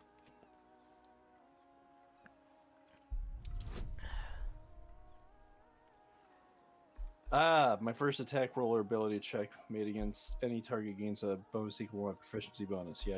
Oh, yeah. No, Baya's right. Clearly, the invisibility potion doesn't work because you're perceiving yourself with your anti-invisibility cyber eye. Yeah, That's some bullshit. Get riggedy wrapped. Never You've didn't been have that. given the benefit of the doubt this time, but something. Who would do something like this? I don't know, Darkbreaker Wilhelmina or whatever your name was. Darkbreaker Velma something.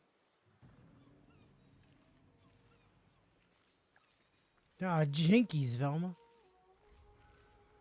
You don't have permission to be here. You're about to be ejected. How'd they see me up here? What?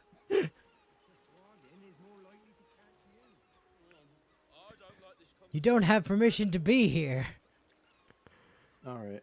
Well, I guess that's enough of me trying to get into that office. Hold on, what's that guy's name? Literally, Big Liar. Give me a second.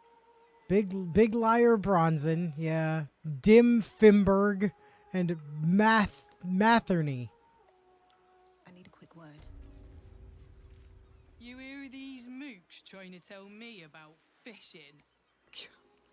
I've been fishing here all my life. Side seal, side seal.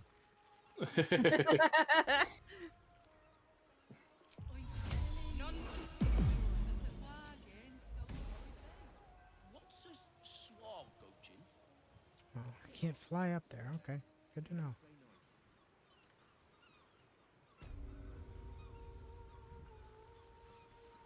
Well, doesn't seem to be much more to do over in this direction.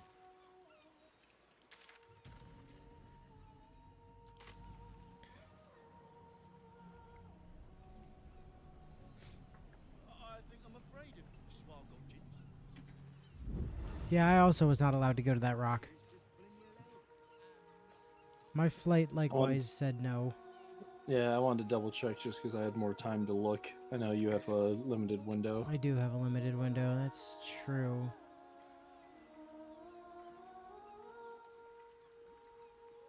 Rejoice as the wave mother welcomes another. Speaking of... Just thinking out loud here.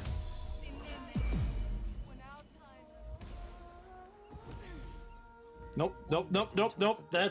That's where I keep getting yelled at. Sense it Oh. might be time to leave. No, I belong here.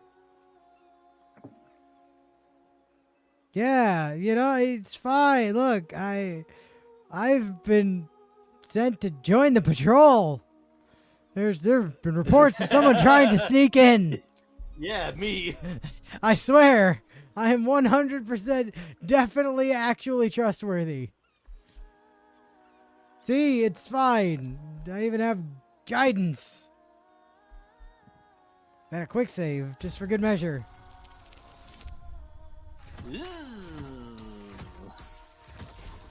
Nope, not quite. That's what quick saves are for. What kind of tales does this Bronzong spun to get stuck with a name like that? Look at me, I was sent to the patrol. Here. Definitely wearing the same uniform. For sure, yeah. I'm a special operative, you see. I'm from the Bard division.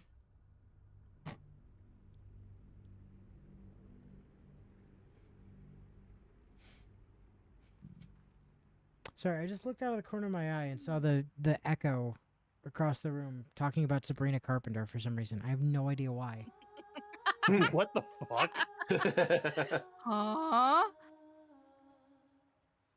She didn't die, did she? This isn't like the Pope again? You've wandered Well, into a we go forbidden find out. area.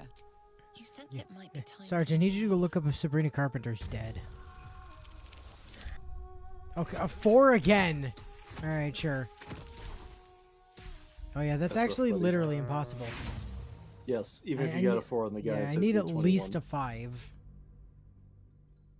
No, It- it's not. oh, it even did a Purity. 2 on the guidance again. Yeah, it did. It was actually the exact same roll. There's no immediate news indication. So apparently she is, according to Business Cider, running a tour, hitting LA, London, New York, and more locations. Oh yeah, she's taking people around to see like the Empire State Building, or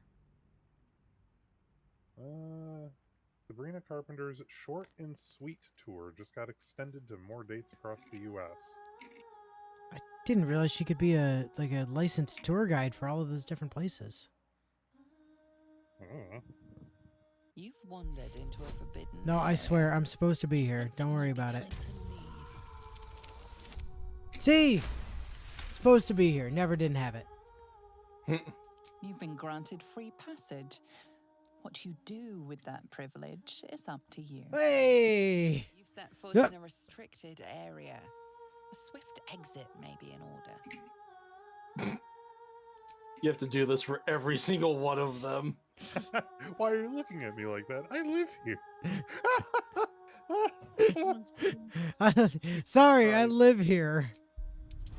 22, let's go. Friends! There you go. Oh no. Never didn't have it. Oh, Hell yeah.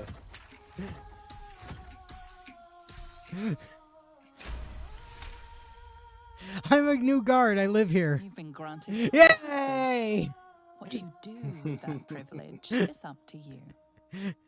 Seems the rules have not changed in your absence. Huh? You're still trespassing. No, Huh? I'm supposed to be here. Huh? Huh? What the hell? All right, fine. What? Oh, now I'm outside of. Huh. Okay, well. The game's just like, no, you're not actually supposed to pass that check. Get the fuck out of here. Never mind that you passed it to. The door. What? Why is the door open up there? Was the door always open This- up there? No, because I was up there. I got into it with the invisibility potion, and then upon looting something, the invisibility potion went, hey, you know what? Even though that's not like an attack or anything, still gonna break your invisibility. Get fucked. Oh, okay, I gotcha. Gotcha. All right, well, that was amusing, but futile. I do just love the idea of me walking and being like, yes, hello, I'm a new guard here. Oh, okay, you're Also, I good. live here. What are you doing up here? I live here. Oh, okay, you're good. Hey, wait a minute. Hey, wait a minute. Who are are you? you? Yeah. Who the fuck are you? I can't help but notice that the poisonous beast's master is over in that area where we were fucking around with the steel watch last time. These waters my Yep. whole life. Sounds like we get to fight the Steel Watch. Never known anything. Maybe. Something's going on down there. I bet my next. Oh, if I jump into the ocean, it has it labeled as death. Well, Aw, yeah. but I want, Um, but I wait want to a go in the minute. ocean. What? What's up, Sarge? Anu, Yes. Hi, that's me. What? she's following you. Who is following me? Oh, Flood Tide Alondra Gray. Oh, that's interesting. Well, I guess I just have a new guess I just have a new friend now. Friend. I was really convincing about how good friends we were before. That's all. Okay, what around here could possibly be a...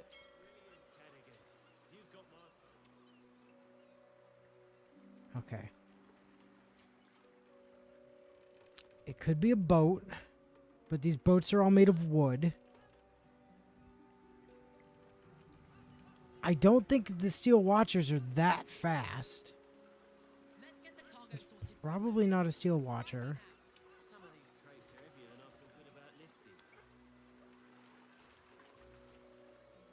It couldn't... Found a quarantine boat. Ooh, a quarantine boat. Couldn't be the crane, could it? Seems unlikely. Well, looking at the water, at least around the ships, it definitely has a marked color difference comparatively so far. Near what, Sarge? Well, unless it's fog, there is still a bit of a color difference, like looking in the water itself. Oh, Constitution failed. Uh-oh. I stepped on the quarantine boat and I failed a Constitution check. Well, Natsu has COVID, so... Yep. Hold on, where's this? As a, Citizen. What? This is a restricted area. You're a restricted area. Yeah, I wasn't trying to go on your boat. I was trying to go over here, so thank you. Where's this? Where's this? Oh, I see what I see what you did. Okay. Yes.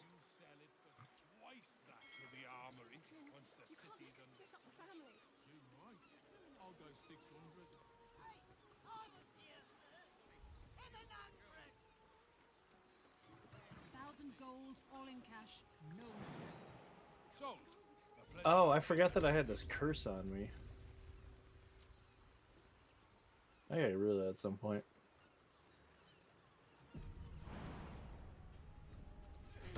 So Was it literally after you stepped onto the boat, or was it like as far out as over Yeah. here? No, it was once I got onto the boat. Hmm.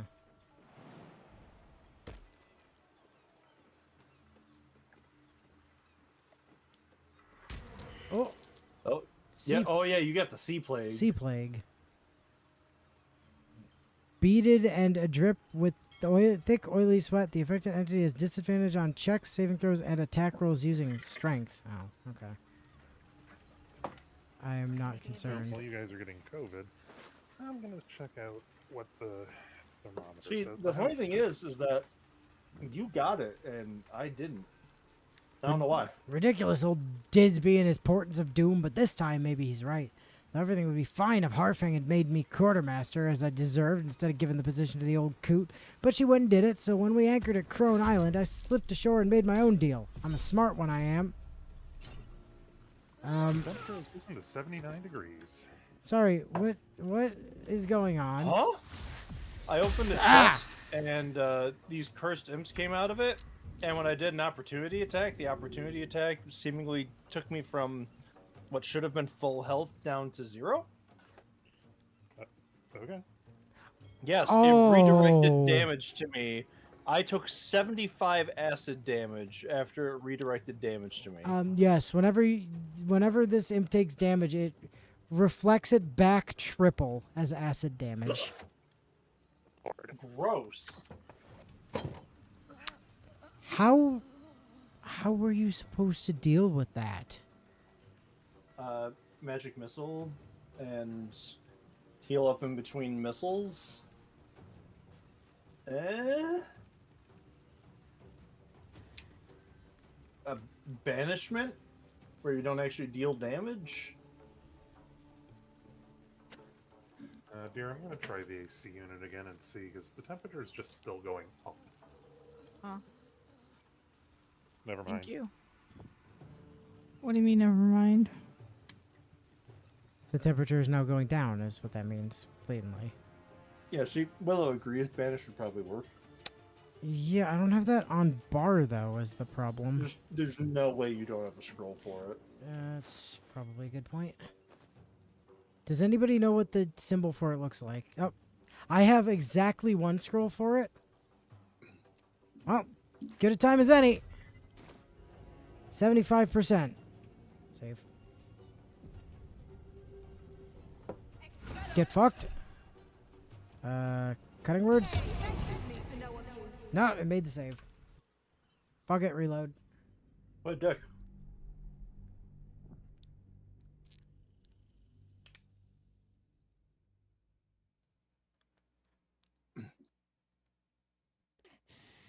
Hey, did you know you're not supposed to be in this area?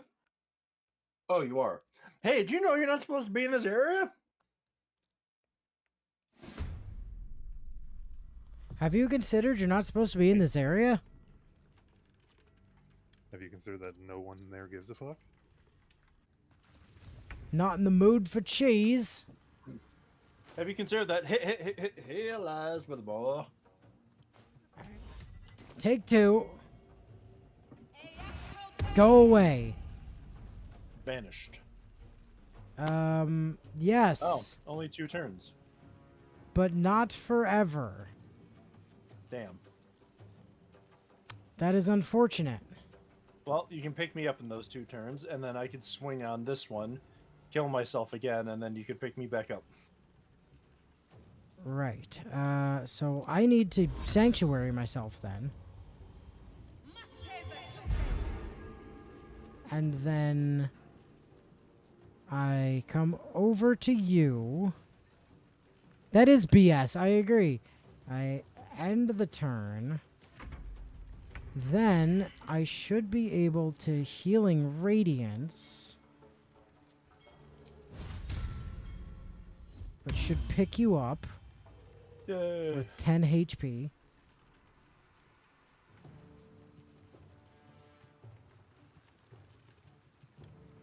And then I can cast Warden of Evocation. Or... yeah, Warden of Vitality, sorry. Fucking went brain dead there for a second. Yeah, cast it, set it up. And then next turn, I'll be able to start using it to pick you up off the floor. Hell yeah. And in the meantime, because we're on a boat, Yes. okay, banishment is over.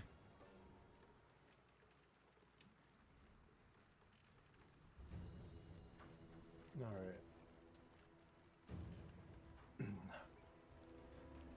right. I want to be able to take this out in one shot, so I should probably use a smite. I want to soak up the sun.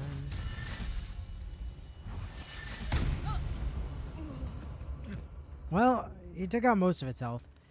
The good news is, Warden of Vitelli!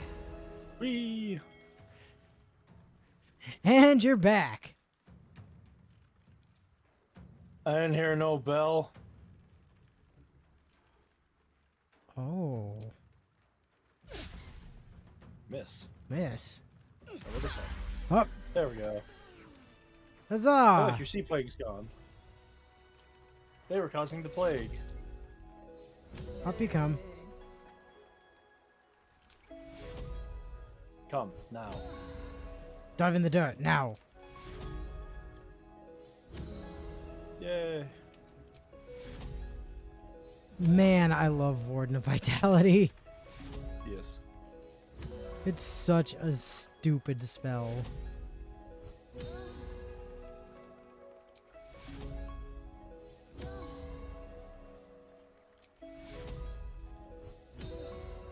Hell Alright, yeah. and both of us are back to full. Yay. Also, hold on. You still have that. Hold on, before you wander off. You've still got that that curse, yeah? Yes. Let me see if I can fix that now that I'm a paladin. Oh, it's a disease or poison, so that probably doesn't work. Well, we can find out. Ha! I don't think that did it. No, I still have it. Oh well, I tried.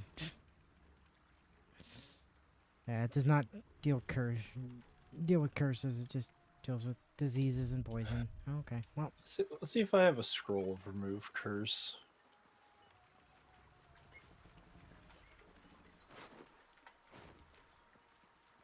So was there anything in the chest apart from the sea hag, or was that just kind of it? There was like some gold and 2 books that'll throw your way at some point. Yeah. The last few 10 days since I made the deal with the Gloom Crone have been the happiest I've ever known. Enough gold to last the rest of your life, she promised, and every day I've hefted those heavy clinking bags and been satisfied with my lot, but I didn't want to just feel it. I wanted to see it. So last night I opened the sacks and discovered the Crone's trick. 6 actual gold pieces, while the rest of the coins, thousands of them, were nothing but worthless dross. I chucked them over the side in the dark, but then I suddenly felt ill. Well, who wouldn't? But something's scratching and making noise in my baggage. Something bigger than a rat. I'm afraid to see what it is.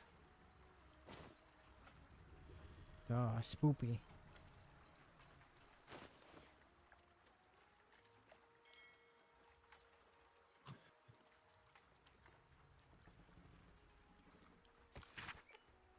I told Jorkins, I said, the captain should never have dropped anchor at Crone Island, but Jorkins just laughed at me like he always does.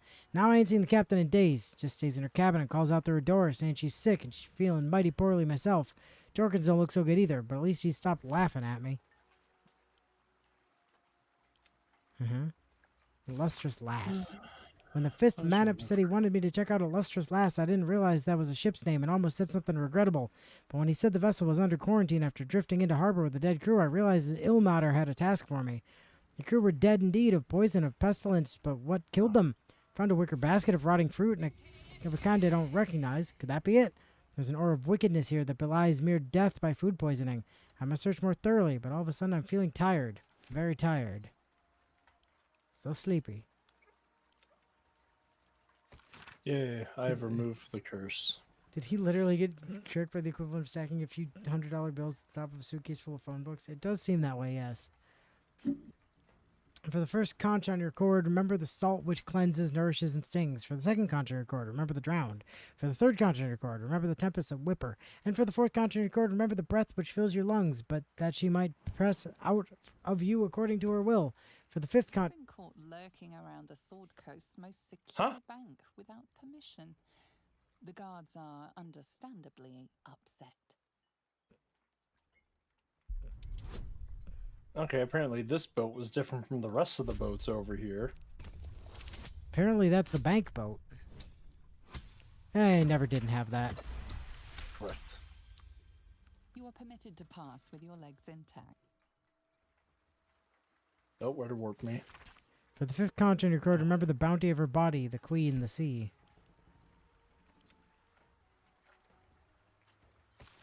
I witnessed the queen lash to the prow of a vessel called the Kinship with whips of waves and foam until she had taken her prize. 2 sailors dragged to her salted bosom, upon which she did retreat and left the Kinship to reach its destination in peace, so great was her mercy. It did cross my humble mind that such a vessel, upon its return journey, might take a longer, unfamiliar route to avoid her wrath, and might thus become vulnerable to other kinds of interference. Brush with evil on hags. I believe we've read that one before. Disorders of the nerves, and I'm pretty sure we've read that one before as well. Installation of self-destruction element in the Iron Throne was successful. Used majority of explosives ordered. No questions asked, unanswered. Gortash will be pleased. So the Iron Throne is ready to self-destruct. Somebody tell Daenerys. There's a great paradox among our kind who so value the art of learning that we believe ourselves ever cannier than those who came before. If envy is the disease of the artist, hubris is that of the wizard. Though I fear my warning will fall on deaf ears, I will say it again. The closer a wizard creeps to the domain of the divine, the closer oblivion creeps with him. I thought myself an equal to Mystra and devised a plan to make myself her equal. I would pluck one strand of weave and contain it within an amulet I spent the better portion of my years devising. How regret instantly heaved itself upon my head. I was trapped within the amulet instantaneously and passed around from collector to curio hall for the better part of a millennium. Only now that I'm freed with barely the strength to hold my quill, can I leave this final warning as a testimony. Oh. Sucks. Yep. My safe deposit box. Stop banging on my door after midnight, you blasted near scared my pug out of its wrinkles. Look, I already sent you the key to my safe deposit box at the counting house. That's all I got. Take it and leave me alone. You can't get blood from a moldy spud, all right? Just ask Nine Fingers. I'm sure she'll say it's fine. X Scuttermore. Fully prepared for not to immediately get caught again the second he passed the persuasion check with how things have been going tonight. Yeah, I mean, seems likely, right? A1I. Sure, I can get you and your wave servant Philly out of town without Captain Grizzly of the Flood Tide knowing. Meet me at the abandoned beach house you know about when the moon rises on the night of 14 Marpenoth. Bring the damn gemmed dagger I like. Sneggers. Scrawled beneath that in a different hand. 1486. Alright. Where did you... Wait a second. Yes, hi. Waiting. No, I just realized one of the NPCs over here, I think, voiced a character in Hasbin Hotel. Oh. Cool. Hey, where'd you get teleported to, by the way, Natsu? Outside the bank, I believe, but I'm already back over by the Steel Watch. I just took the portal that was over here. Well, time to see what happens when I go onto the boat. Also, where did... It's over there. Feather fall so that I can fly. Then I can fly onto the boat that you clearly got scolded for being on. Been caught lurking around the Sword Coast's most secure bank without permission. The guards are understandably upset. Yep.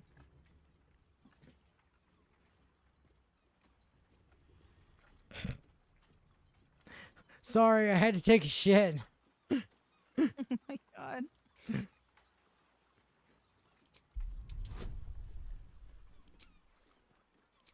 Guidance. Roll it. Never didn't have that. More than doubled the roll. You are permitted to pass with your legs intact. This time. Yay! Oop, and I'm gone. And I'm back at the bank. Just a few.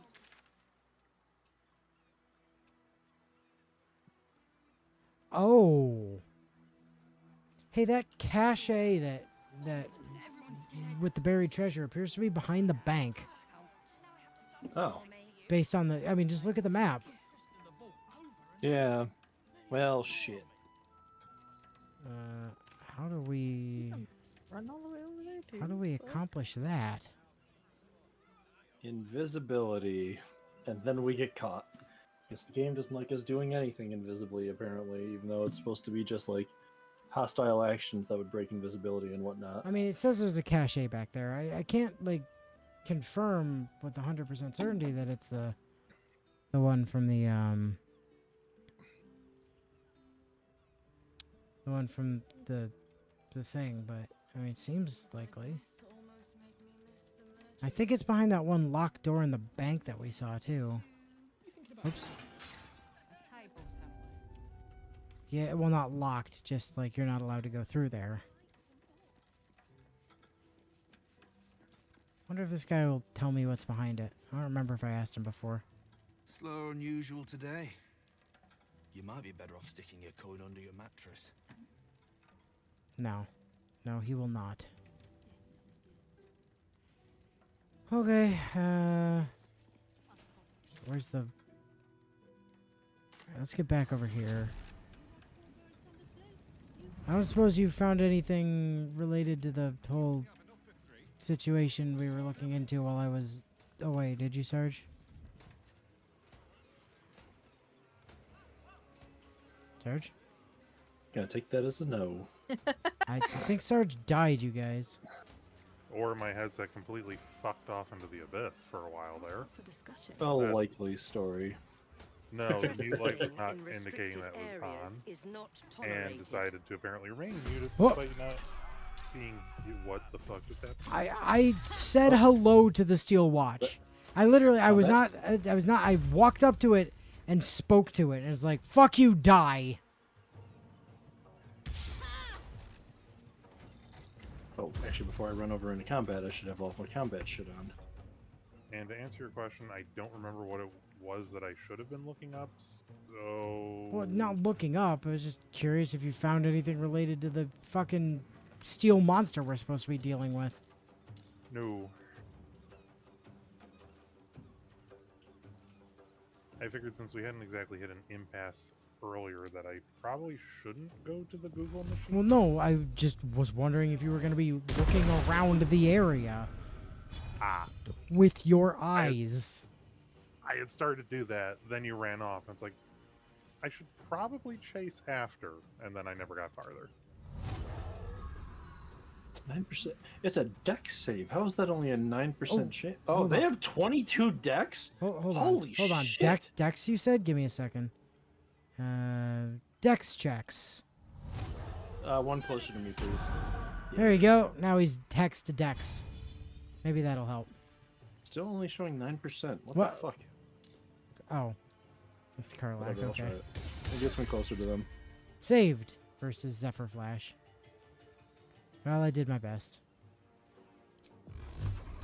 Oh, that doesn't let me get my multi-attacks, though. Boo! Okay. Alright, well, in that case... I'm gonna try and make sure that this thing doesn't attack... Ooh, only a 49% chance. God damn. To this desk. Whatever. I want you to fight me and not my friend. Hey, it worked. Cool.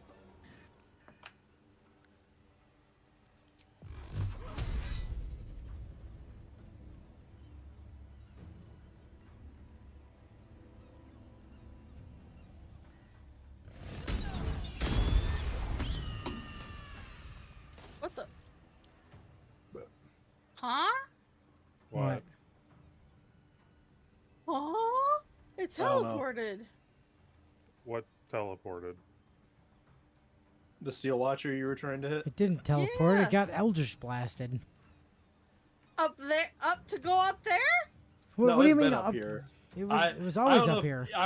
I don't know if you saw it down there with you, but it definitely was not. It was down there with me on my screen, and then suddenly it wasn't. No, it that didn't. that was a desync for sure. On your screen, sure, but where it actually was, no. No, it was standing right in front of Natsu. Okay. I'm gonna blame that one on Karlak just fucking with you. This is how Natsu will end up dying, is the game's fucking with me. No! No! I've gone so long! No, what it'll be is that suddenly, the Steel Watcher's standing where Natsu was. Maybe it's taken Natsu away. Kill it! Kill it! I mean, Slenderman takes the children away. I mean, now that I have that curse gone, I'm over 100 health, finally. No, I'm not wasting a spell slot on Hellish Rebuke when I can use that for smiting. So, no. Yes, them are smite. No, don't! Oh, you're not the one I compelled to duel. Okay. Okay, let's go hit the one that I didn't compel to duel. So that you can compel him to duel as well? Do I have to... Okay, no, I can still attack other things. It's just the thing has to attack me. Sarge, wait. I'm waiting. Okay, yeah. I'm running back out. Yeah, he's about to explode. You don't need to...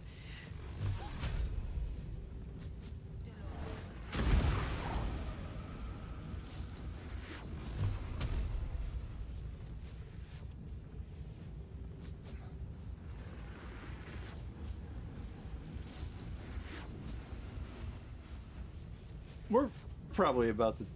We're not too far off from taking a long rest, right? I mean, we can take one when we need to. Alright, I'm gonna try out this Mind Sanctuary thing, see if it lets you do anything fun. I've still got all my 2, 4, and 2nd, 4th, and 5th level spell slots, but... While within the Mind Sanctuary, actions and bonus actions can be used or be taken interchangeably. Hmm. Fancy. I'm also going to... Is that only for myself? Oh, it is only for myself. Okay.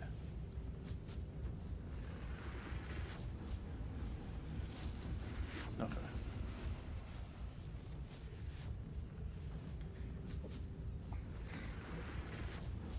Yeah, so Mind Sanctuary works for everyone. The thing I was going to try only works for me, so I didn't bother because I didn't have anything else to do on that turn anyway. Well, I mean, it does let me be discount Sarge. Uh-oh. Detonation impending. Hey, El, do you have any Karlak, you got any movement left? You might want to get, like, farther than just out of the blast radius if you can. That's as far as I can actually go. Okie dokie. Uh-oh. Post buttons in chat for Karlak. Wait. What? There we go. You lost basking in love in Larvitar's love. It's gone. You're no longer. Oh wait, never mind. That's fine. That's just if you have less than 30% HP. I thought you lost the condition in the first one. Like, oh god, no. Oh god, yes. Okay. Well, everybody's fine. All right. Good work, everyone. Welcome to my Mind Sanctuary. Now then. Goodbye, Mind Sanctuary. Is there anything on this boat that indicates that they might have, like, run over a lady? Sure doesn't look like it. It's been a long day. What? I need to rest soon. Oh. What? My character just complained about needing a rest. Like, literally. He's just like, it's been a long day. I need to rest soon. Enriched Infernal Iron is apparently what those Steel Watchers are made out of, because they both had the one each as a drop on them. They both had the one each? Yes. The one each. Is that like kin each? Yeah.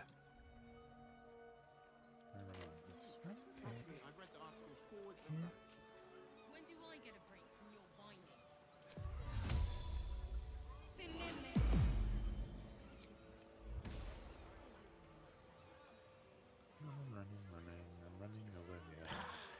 Can't quite get close enough. Oh, investigation success. What? Oh. Something. Anything in the journal Not complete? the wooden crate. Whoa. Whoa. Was that Oh, my brain quake. brain quake? Oh. Is that like a Blood. brain blast? No. Oh. Hold on. Oh.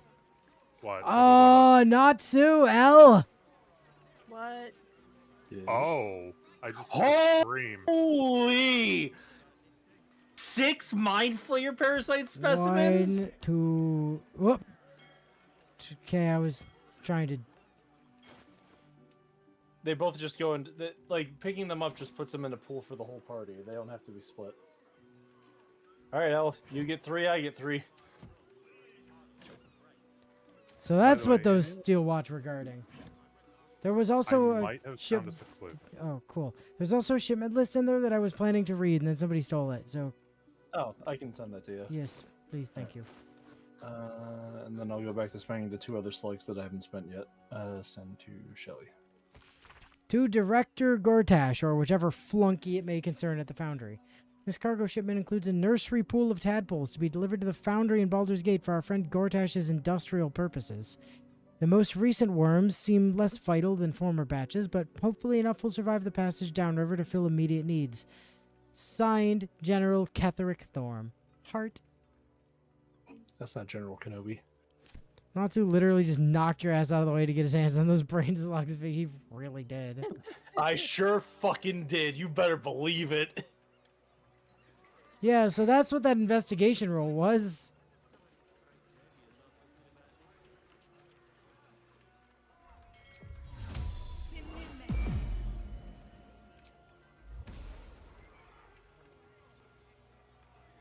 Wee, more powers. I have almost my entire brain filled out. So Sarge, you were saying. So when I got over to approximately here, if that thing just registered on the map at all, Yeah. my character passed a perception indicating that blood, no wait, oil is trailing back, and I'm assuming into the building it's standing on. So I might have found our oil contaminant. Yes. I mean, I did say something about the crane earlier, so. You did. And according to the signpost, when I moused over it briefly, it says Flynn Cargo. There's a few doors into the place, all showing, of course, red for breaking and entering.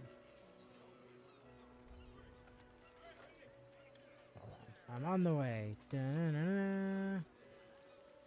It probably pinged off this, I bet, because that actually mouses over properly as oil. It does mouse over properly as oil.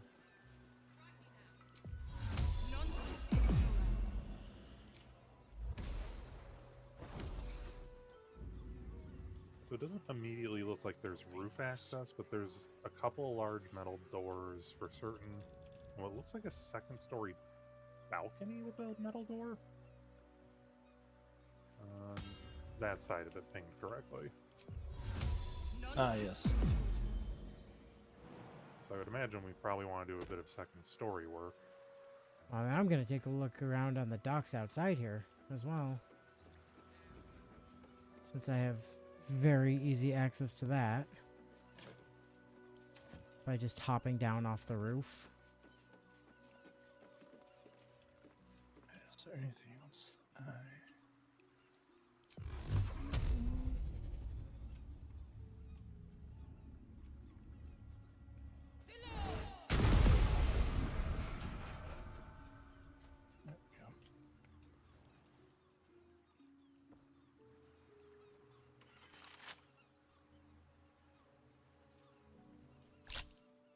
Oh, it's only a DC 15. That's easy peasy. And that trunk apparently counts as a lock, so it is a container. Yeah, I know. I knocked it down off the crane. There's snarls in here. Snarls? I don't know what a snarl is. Level 2 monstrosity. Oh wait, that was the name of the first one. There's a. I didn't realize that these were gonna have individual names. Oh, that one's coming up the ramp. Nothing to see here. Please. Well, I'm more or less convinced that this is our place. Do people want? Do people want the long rest before we go do that, or like? Oh, sure. Yeah, Not a terrible idea. I close that door. Go to camp.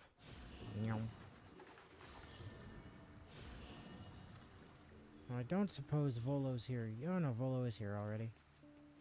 Oh right, Gortash's original last name. Fair point, Bio. I also Gel wants to talk about stuff. Volo! It is splendid to see you again, my friend. If you hadn't saved me from that mob, I'd be penning a guide to the afterlife based on first-hand experience. Perhaps you would hazard a guess as to why the mob turned on me?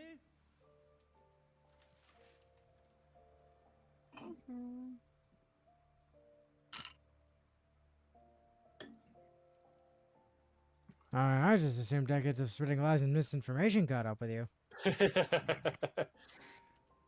Good old sarcasm. Nonsense!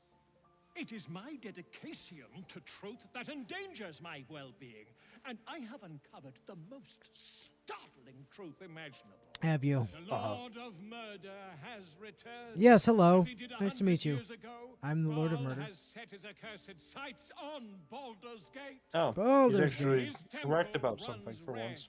with the blood of the innocent. Oren is his chosen. And like Sarevok before her, she is able to take on the savage form of the Slayer. If the Slayer is not stopped, it will slaughter every living thing in this city. As one of those What do you mean things, she can I'm take on the Doom particularly guy's eager appearance? to stop it. And there is a way. I have a study of the beast, penned by the wizard Irenicus himself. It contains all of the knowledge needed to slay the Slayer.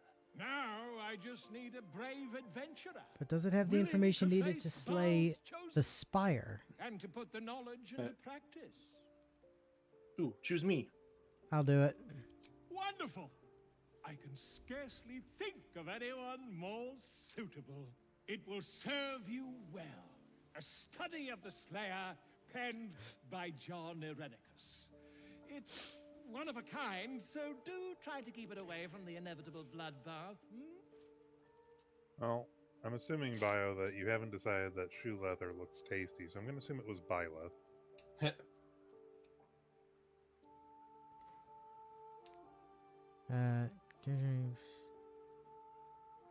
John Irenicus.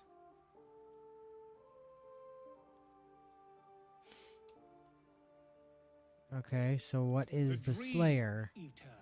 It is said the children of Baal are claimed throughout their sleep, ever disturbed by visions of a life of bloodshed and terror. Sure are. Once they have seen too much, once these dreams drive their minds to break, they are beset by the Slayer.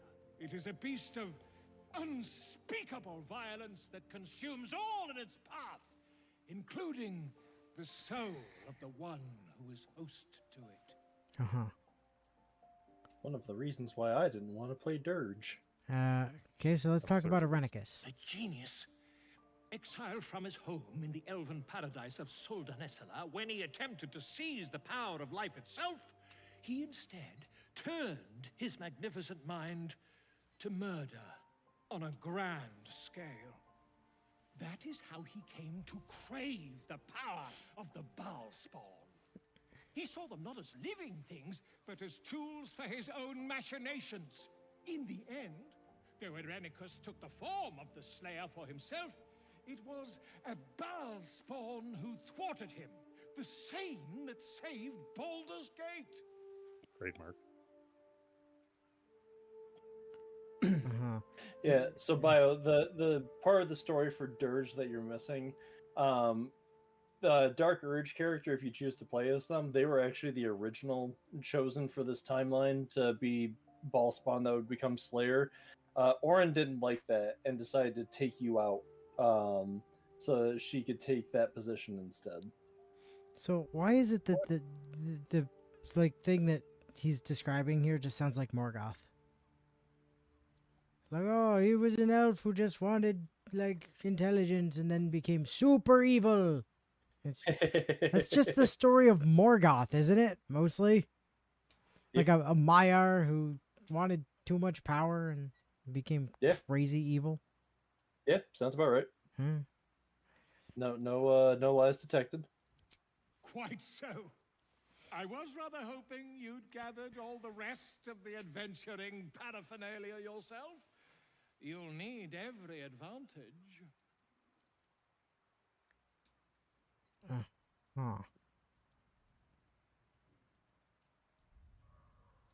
I am a living witness to Baal's defeat those 100 years ago. So I know your he's very old. Futile. He can be stopped, but not all of those who stood against him survived. And those who did were never the same again. I wish you luck, my friend. And I hope that when I see you again, you'll be in one piece. 2 or 3 at most. I'm Mr. One Piece. And I am looking for the One Piece. Where is One Piece? Yeah, no, like, literally, Volo is an anchor for the weave. He is supposed to be immortal, which is why I was so fucking confused when he was able to die last session. He sure was. Even though this child of Baal has thus far been squandering the gift of their unholy blood, it seems that Baal's lash is inescapable. The graven god has now besieged them with the Slayer, the Beast and Prophet, and when they turn, their mind is broken, more broken than any tormentors could ever rend it to. I spent all this while testing the captive spawn with my experiments, trying to extract more of Baal's gifts from them, but they brought the Slayer upon themselves. It seems that it manifests in moments of pure hatred, a divine hatred those of mortal blood cannot fathom. When the child of Baal hates in a way that pleases their lord, Baal himself descends upon them as his own avatar. Despite all the Ball Spawn of Candlekeep has done to prevent Saravok's uprising, it seems Father must love them dearly, indeed, to intervene personally on their behalf. Perhaps if I continue my routine of absorbing all the divine essence I extracted while the spawn was my captive, I can force Baal's magics to quicken in my own blood, trick the fool god into thinking I'm one of his own children. Thus may I tame the beast for myself. The book then continues with a detailed record of Irenicus' experimental attempts to transform into the Slayer. But no one can become Doom Guy. Ah yes, the Ball Spawn of Candlekeep, i.e. the protagonist of Baldur's Gate 1 and 2.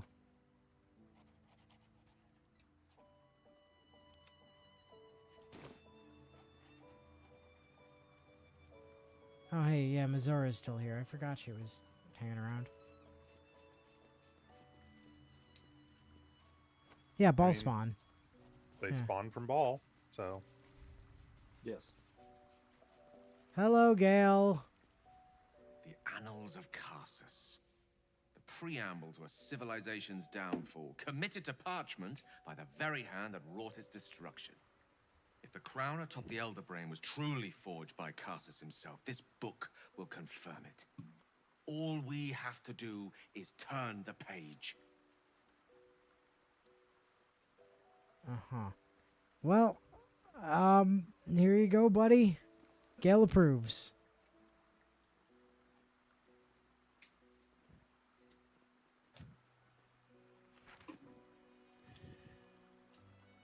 That devil Raphael was telling the truth.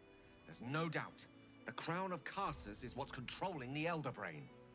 And this is no mere journal. It contains Karsus' original plans for the crown's construction. His designs for godhood.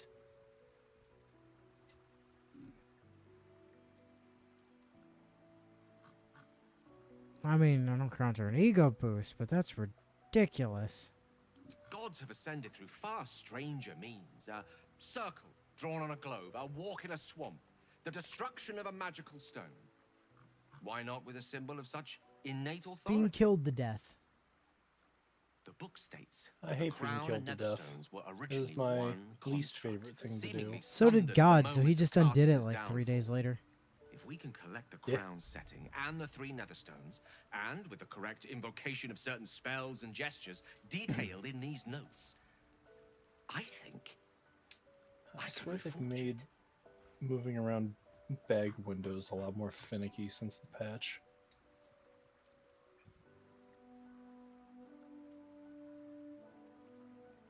What a weird thing to do. Okay, you think you... to every end you can imagine, and 1,000 more beyond. Just think of it. The power of the gods in mortal hands at last would be free of doctrine and dogma, confined only by the limits of our imaginations. Uh-huh. We must discuss this further, but quietly, privately. Find me later, and I will show you something truly divine. I will show you what a crown like this could mean for both of us. Huh. Okay, well, I can hardly wait. that might be a... Ah, Elminster! Suddenly, Yeah, it might be a bit of a problem. Suddenly, Elminster is here. Hello? Elminster? Oh, hello, my boy. No, don't mind me. I'm just enjoying a lungful of Baldurian air. Yes, a distinctive aroma, though perhaps not one worthy of bottling. I hear you've been browsing in the most esteemed of emporiums, sorcerous sundries. Indulge my curiosity. What wonders did you discover there?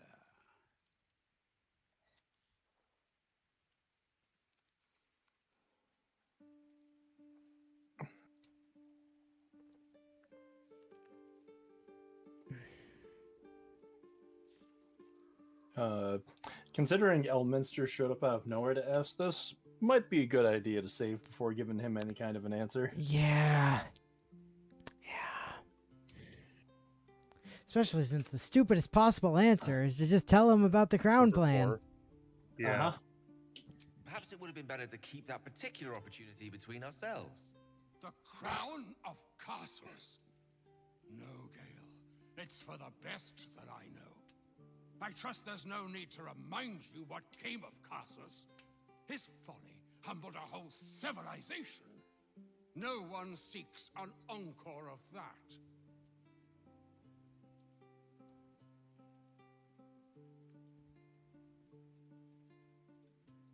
Well, I think Gale is awesome, and he can totally handle it. Does Gale approves. True, Gale? You truly believe yourself capable of wielding Carsus's crown? Perhaps she does. Would you begrudge me the chance to make things right, Elminster? Of course not. And the time has come for precisely that. Make yourself a Time to turn bomb. you. Yeah, as we'll say, time to turn you into a bomb. She's Mistra. She bids you come to her holy shrine in the Stormshore Tabernacle. There, she will grant you an audience at last. You seem to be forward to Crown of Carsus, Elminster said calmly. I was texting back and forth with a buddy of mine the other day, because I saw his place of employ come up in my work, and I had to complain. I knew it wasn't anything I had any control over, but I was like, why does your place of work have to be such a shithole? Because I was looking at something related to like an application that was on their website, and the response I get in all caps was, "Don't apply here. This place sucks." And my response was, he said calmly.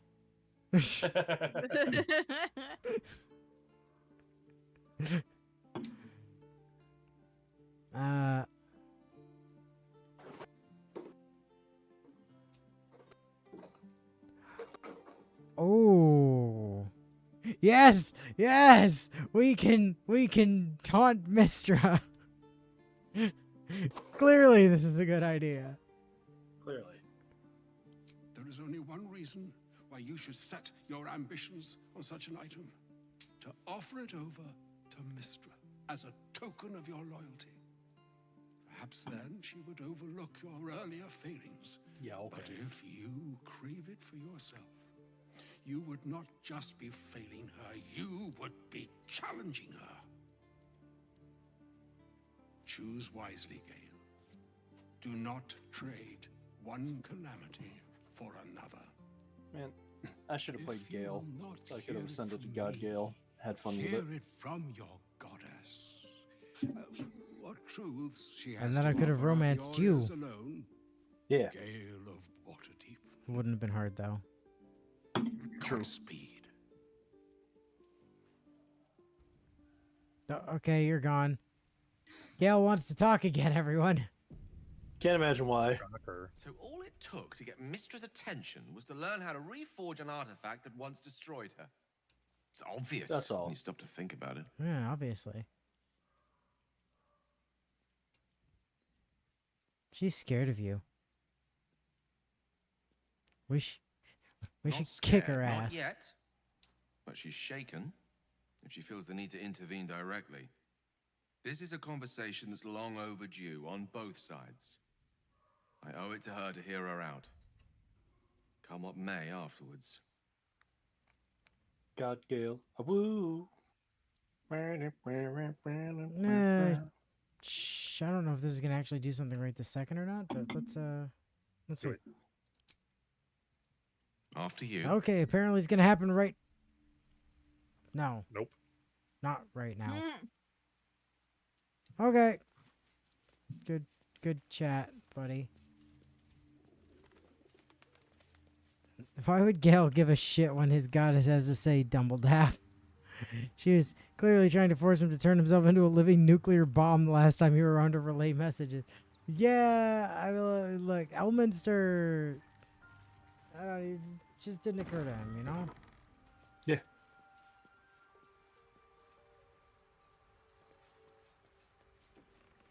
Oh, there's like a little church here. I didn't notice that when we were here before. Something Oh. on your mind? Oh. Right, you're still trying to, like, riz up Mizora. Uh-huh. Rizora. Guess So, you talked to Floric, the city's most loyal servant, positively outraged to hear how... Tell me, darling, how is she?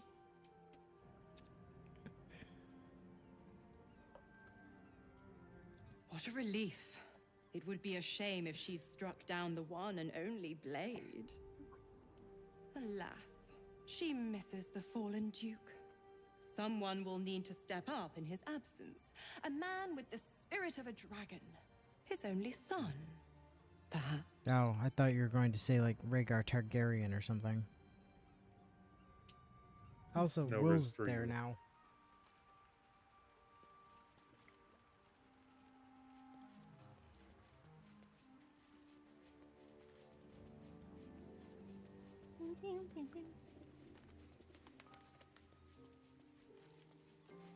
He's a good pupper. Hope you're keeping well, friend.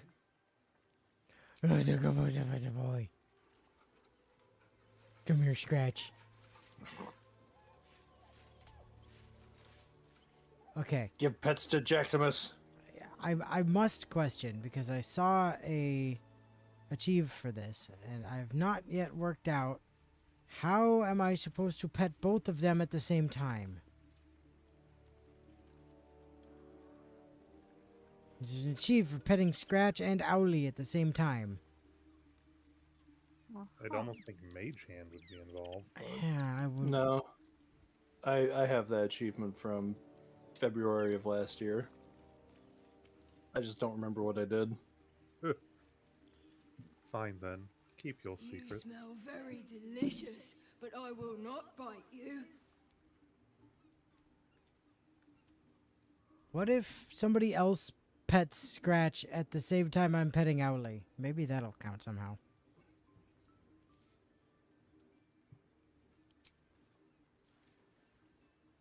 Ooh, more.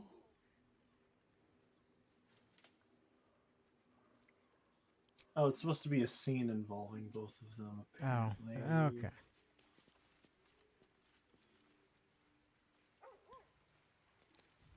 Because Will also has things to say after that Mizora situation.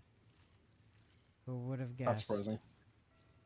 Your mind tingles as it opens to Will. He learns of Mazora's meddling and Floric's tale of the dragon Ansur. Curse that rotten devil and her forked tongue, trying to set Floric against me. She's a damnable inferno of chaos. What matters now is that Floric saw sense, and we know our path forward. We'll finish what my father couldn't. We'll awaken Ansur, the heart of the gate. O Baldurin, founder due veneration. His guardian dragon Ansur, tremendous in worth. A savior below, our eternal elation. You know, I feel like I haven't seen Shard around in a while. Yeah. And to me, I think it's more than just a myth. Consider this. To Wormway 'neath prison's deepest level. That must mean Worm's rock prison. That's where we'll find the entrance to this Wormway. Then this. With the shock of a true hero's spark flickers, the torches alight, and Worm's eyes shall awake a glitter. To open the way, we'll need to spark torches. This dragon Ansur was Baldurin's ally. We'd be fools to let him sleep while the Dead Three's chosen raised the city.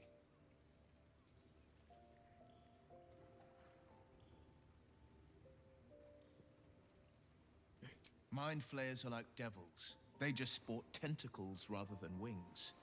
Clever, manipulative, exploitative. The Emperor says he's a friend. I think we'd be fools to believe it. Agreed, but if I didn't believe him, we all Maybe Stelmane insta-died. allied with a mind flayer and subjected the city to their political will. Or maybe he made an offer she couldn't refuse. Like about Tree Fitty. Yeah. Goddamn Loch Ness Monster, I don't need no Tree Fitty. Oh, Inu, you may be horrified to know your twin sister appears to still be trapped in stone. Well, I mean, that's not anything surprising. She's been that way for a while now. Yes, anything surprising? Just look at those cheekbones. Magic, the fire that burns within is... Huh? Huh? Huh? The fuck? Huh? Huh? Huh? Is Mistra pissed? Mistress trying to take magic away from you. Well, it's a good thing you have multiple sources of it. All right. The magic in your fingers sparks, but your spells fail again and again. Oh. Consumed by the Susa flower. No, it's the... Oh, you're too close to an inventory that has the flower in First it. time in memory, you're without magic. No, this has happened repeatedly. What are you talking about?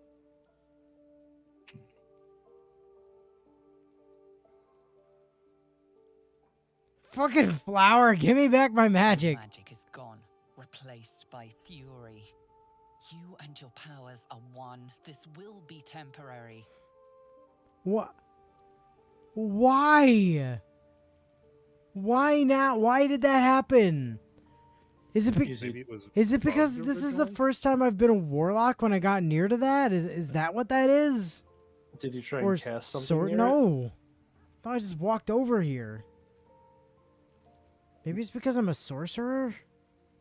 Maybe it's a new interaction? I mean, it didn't happen to you, right? And you're also a warlock. Correct. I wonder if it's because I'm part sorcerer. Mayhaps, since it did nothing to me other than the usual anti-magic field. And I like how we all immediately just blame Mistra for like, fucking Mistra! I mean, we're telling her magical nuke to not be a magical nuke, and are potentially planning to reassemble a godlike crown. So, bitches be crazy, yo. Look, just because I want to make my boyfriend a god, you know, yes, it's fine. Don't All I worry. can hear in my brain is from Ghostbusters. Ghostbusters! God. No? Alright. I'm gonna make a hard And save before we turn in for die. the night here. Duh. Yeah.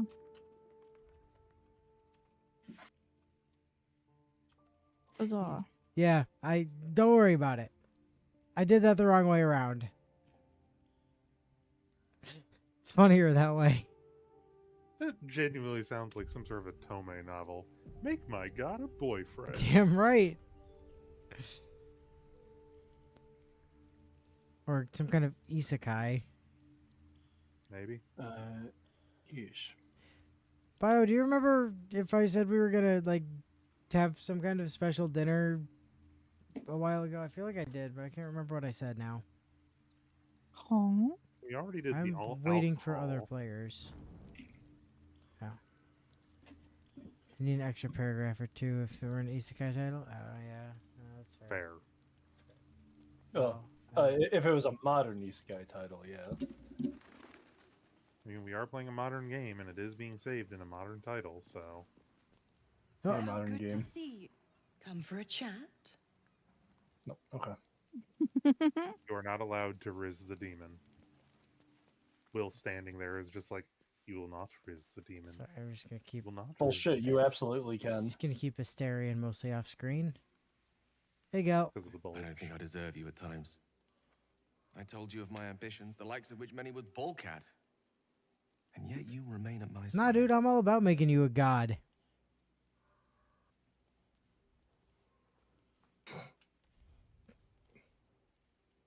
Gladdens me to hear you say that. Perhaps I can show you my gratitude another way, by demonstrating exactly what ascension will mean to me. To us. Uh-huh. Hold on, I just need to find Words the... alone are not enough. Permit me to show you. Uh-huh. Considering Please. the dolphin I'm scenes, I'm just gonna... yeah, close your eyes. Alright, chat, look. close your eyes. Your eyes are closed. How mysterious. Few mortals ever glimpse what you're about to see. But don't be alarmed. I'm here with you. Now, open your eyes. Uh-huh. Oh, wait. No, this is safe so far. Hold on.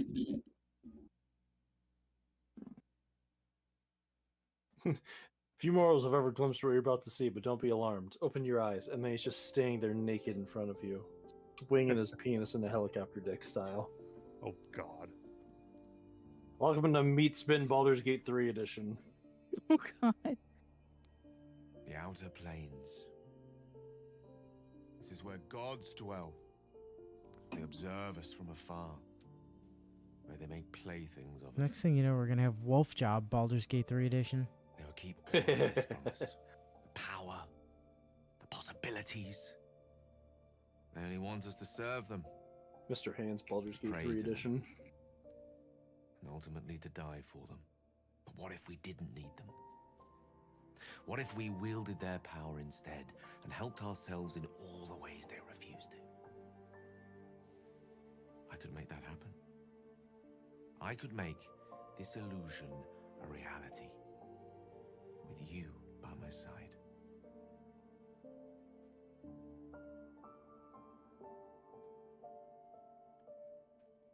So you're saying you want to be a god? Yes. No, not like that. I don't want to join them, I want to better them. A god's powers paired with a mortal conscience, a mortal heart. The tadpoles, the orb, these threats to our existence, the gods could aid us if they wished, but instead they cower behind Io. So let us act ourselves. Ayo, dreaming. Crown, any foe will be rendered impotent, any obstacle will be dwarfed by our might. I used to believe Mistress' forgiveness was worth dying for.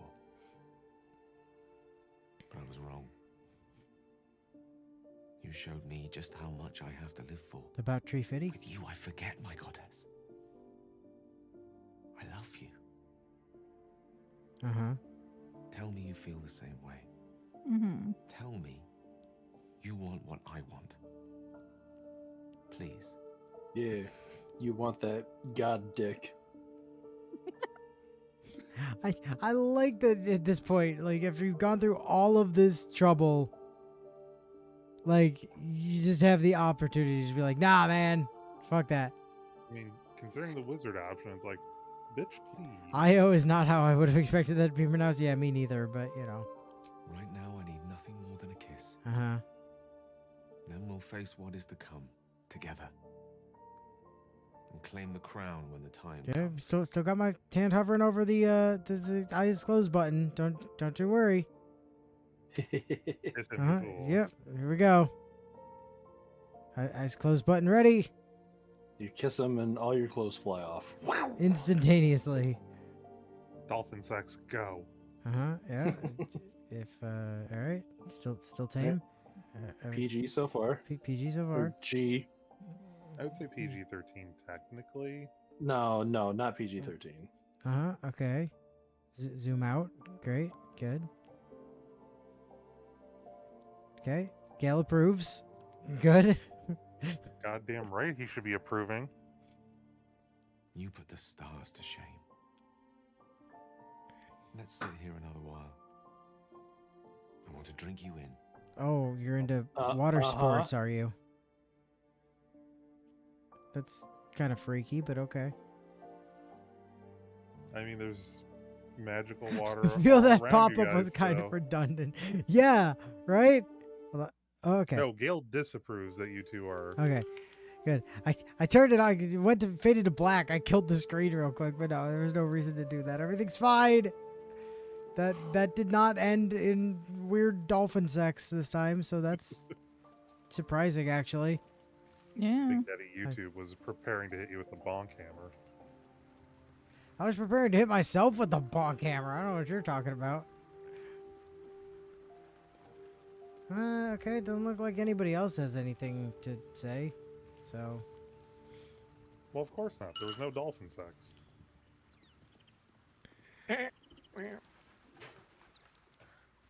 They found it rather fishy.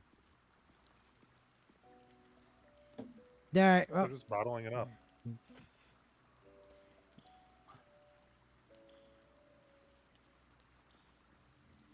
Dreaming.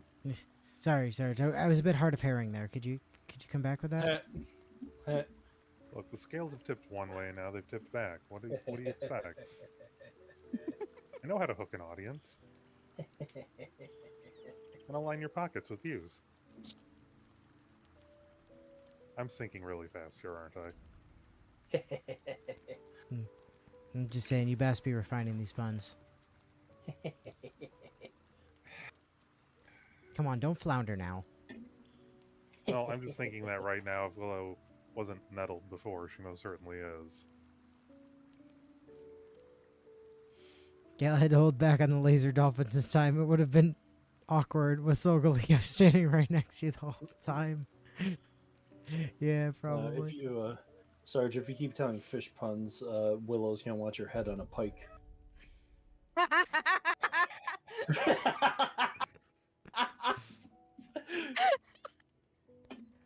I don't know. That might be kind of shellfish of her. Don't clam up now, Sarge. Come on.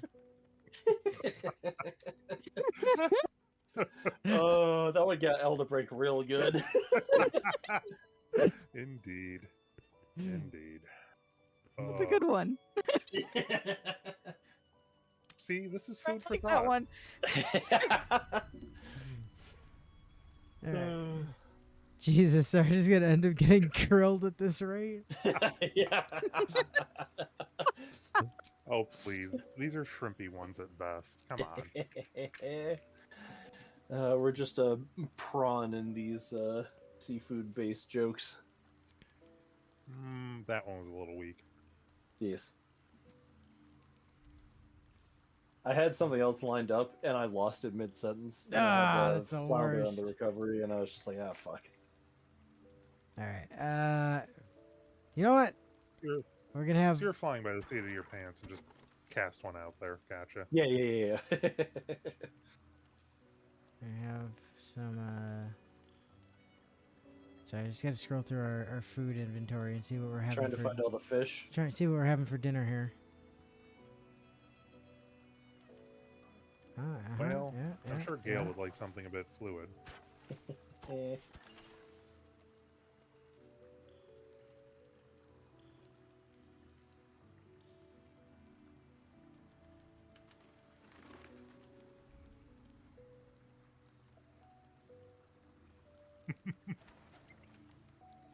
Yes. I mean, caviar would be excellent. All right. Fish and booze? All right, sure. Let's find some booze. See if we can go like 50-50 on fish and booze. All right, so fish, and then we'll have some whalebone spiced, some entire carafe of wine. Yeah. See, being a kleptomaniac is worth it here.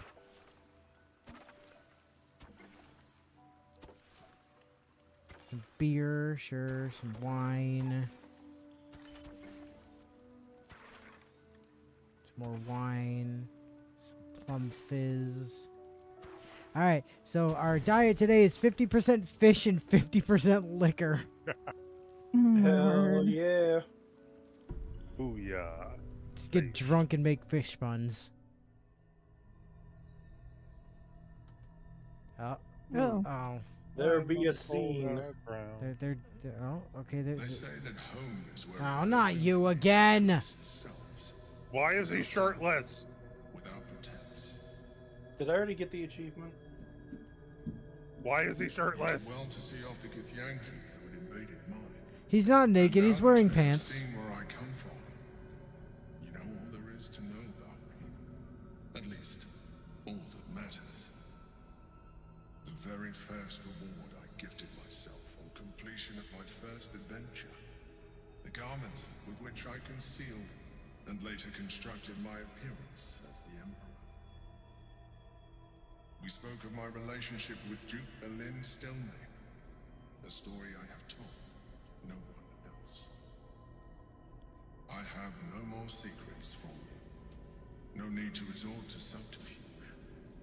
We are true allies now, working towards a common goal.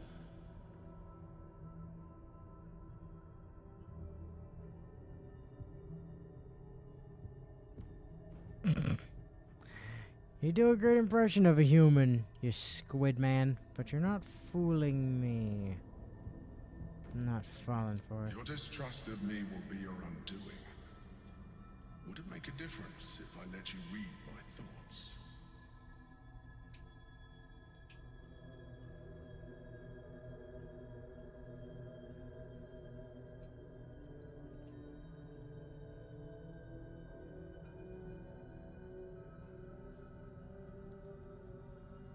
I will take that as a yes.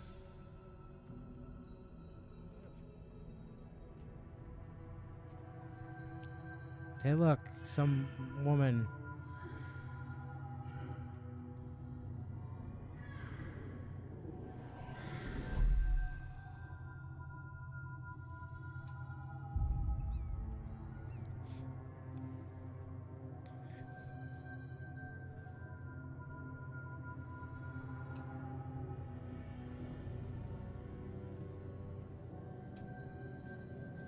Did you like it?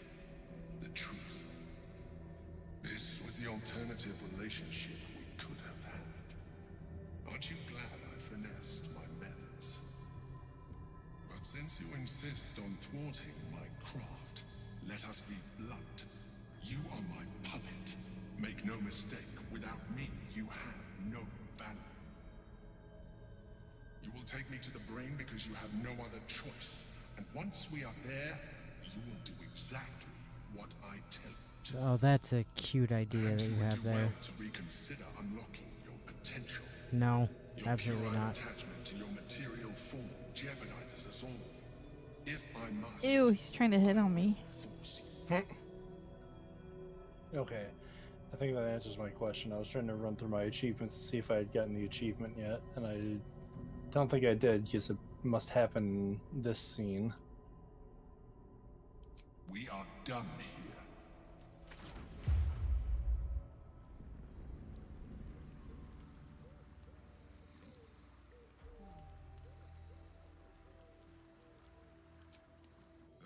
way we were ever going to get close enough to the brain to destroy it was by working together. But few would trust a mind flayer. So I did what I had to convince you. I was waiting for you to get through all of your conversation before I started going through mine in case I needed to save at some point. I deduced the best way to align your goals with my own. That you are complex and full of contradictions. It was no easy task. Contrast here is hilarious given what we just saw, yeah. I needed your absolute dedication to the cause. I anticipated the challenge, and I anticipated your resistance. What I didn't anticipate was how reasonable you would be. Unlike your I'd friend. like to be cold, to joke. But you responded well to logic, to rational arguments, to cold, hard facts. You saw straight to the core of what really mattered. I didn't get that impression, and my calculations are never wrong.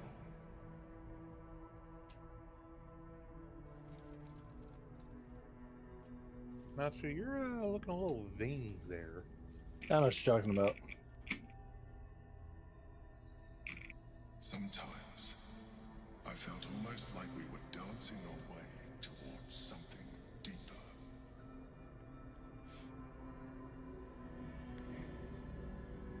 You know, this might be our last chance to explore the possibility of a deeper relationship.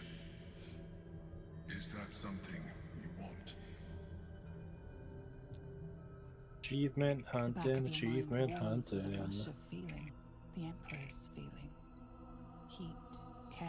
Fade to black, fade to black, fade to black, fade to black!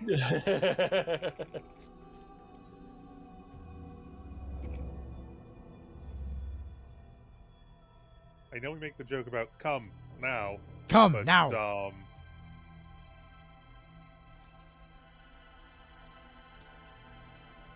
And then they did a Patara fusion, apparently.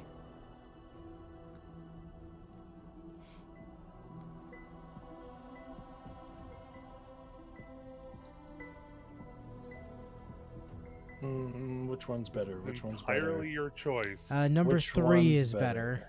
No. 3's not an option. 3 is an There's option. It's right there. There's only 1 or 2. I vote for 3. You are a freaky fish guy. I'm not a freaky fish guy. Oh, I think that's my second MLB. Nice.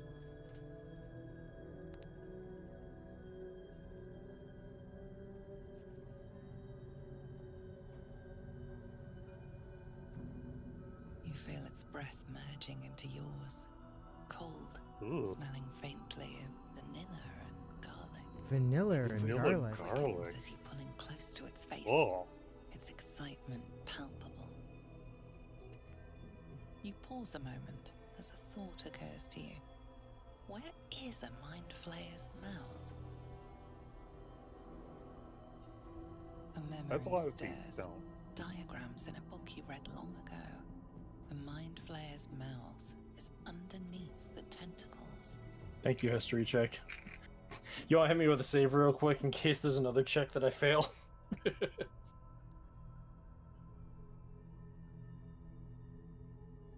Just open this in a run.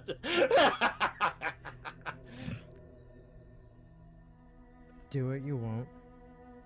Apparently the answer was yes based on the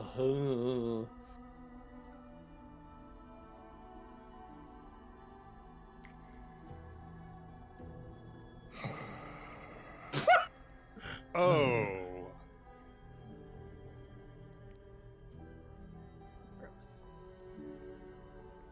Eh. I just DM, fade to black, please.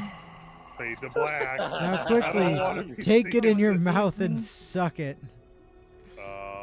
Ugh, gross. Deep throat the tentacle. It's your only option. Apparently something is about to be flayed, and I don't want to see any of that. No, thank you. There it is, mind blown. Romance the Emperor.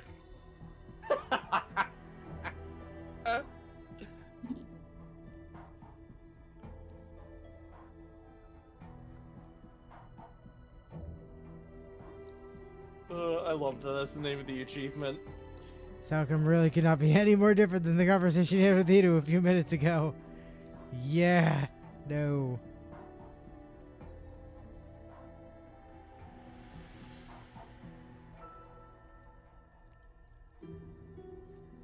I mean, good on the devs for putting in a depth of options. Just. Natsu, you're enjoying this way too much. It's kind of creeping me out, dude. I think it's funny as hell how you're all reacting to it. Just. He touched the butt. Oh, fade to black, fade to black, fade to black. I already did. It's fine. I anticipated this. Ever dreamt of and more. The single greatest experience of your life. I anticipated this eventuality. Pleasure upon pleasure, as mind and body intertwined. It was hard to tell where thoughts ended and feelings began. You can read the Emperor's expression better now that you've connected on a deeper level. You know it feels the same way.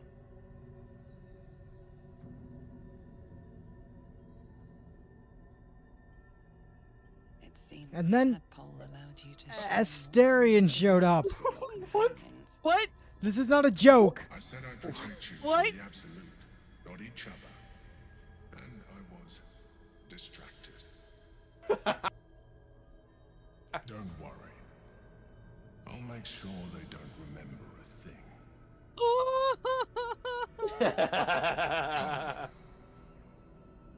Not Come enough now. alcohol or bleach in the fucking world. Ew.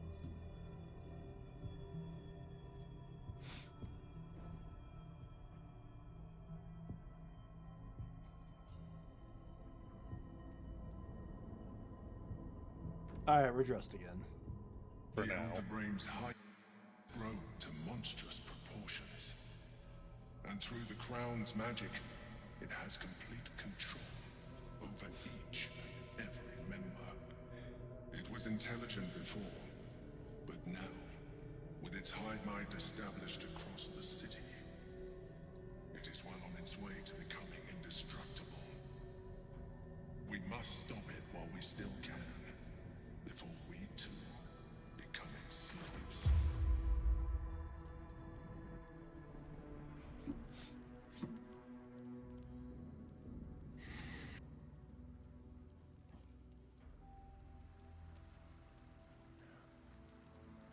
Man, you know, I think we should have Oh, checked the booze. something's going on with I had a Karlak still. horrible nightmare about tentacles. Oh, never mind. Everything's fine. Journal updated, gather. Oh, Gail's got a thingy thing to talk about apparently. Okie dokie. Oh, as does Mizora. Oh. Well, go ahead. You go first. Okay, I just gotta take an elixir of Cloud Giant strength so I can actually move around with all the shit I that I'm just trying. realized Yenna and Grub are here. The girl Yes, on the cat. they've been here. I did not realize that. I've had my eye on you. Yes. Hot as brimstone, jagged as lightning, and seething like the river Styx. But there's something missing, isn't there? You're hungry for pleasures beyond this plane. Something more satisfying than mortal flesh, blood, and bone. Ooh, am I gonna get 2 achievements in one run?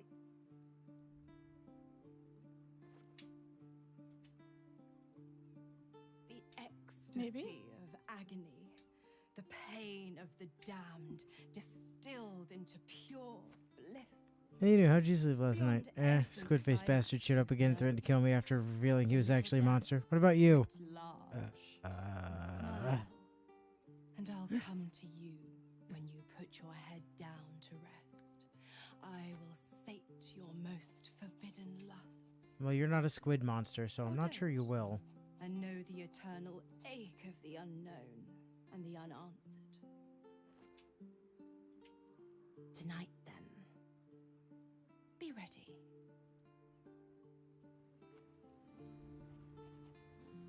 All right, won't happen this session, but it will happen. Oh. All right, Gail. Apparently he had a burning desire for fucking calamari. What you got? I hope the city doesn't seem too small and quaint to you. Now you've caught a glimpse of what lies above and beyond. I had hoped to have a word with you about that, in fact. Our little voyage to the stars.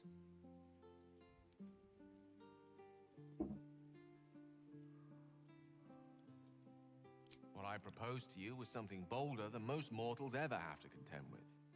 And yet, your resolve was firm. Yeah, dude. Making my wanted to boyfriend see a how you god. felt on Or my Terra god a Prima. boyfriend. Either way. Did our dream survive the waking from it?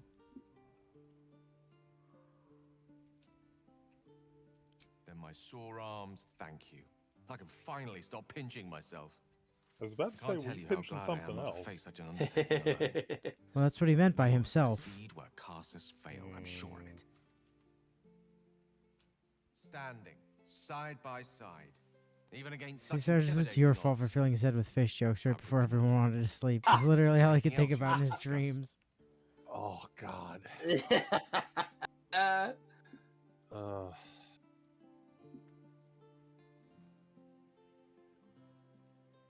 Okay. Something Octopussy something James Bond character name reference here. I mean, row on Oh, about it all yeah. you want, but I was not egging you on. Also, don't forget to like recast all your shit. Buffs and other things. That's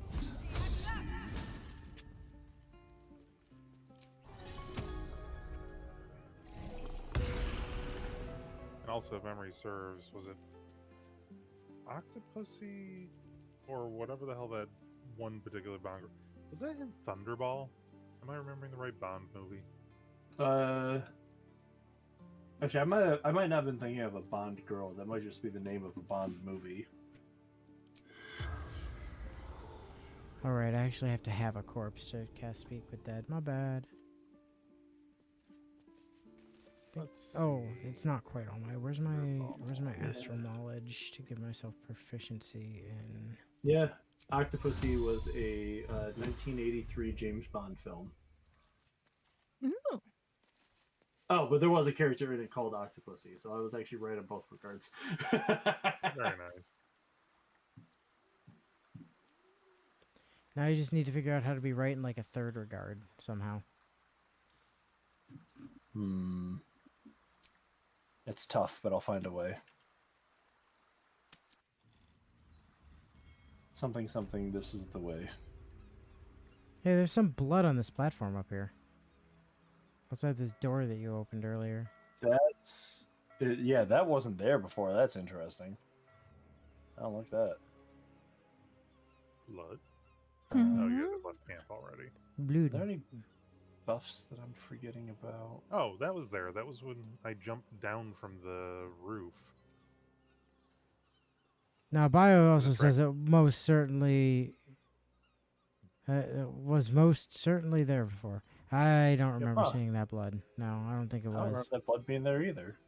That was from me. Nah, definitely not. Huh.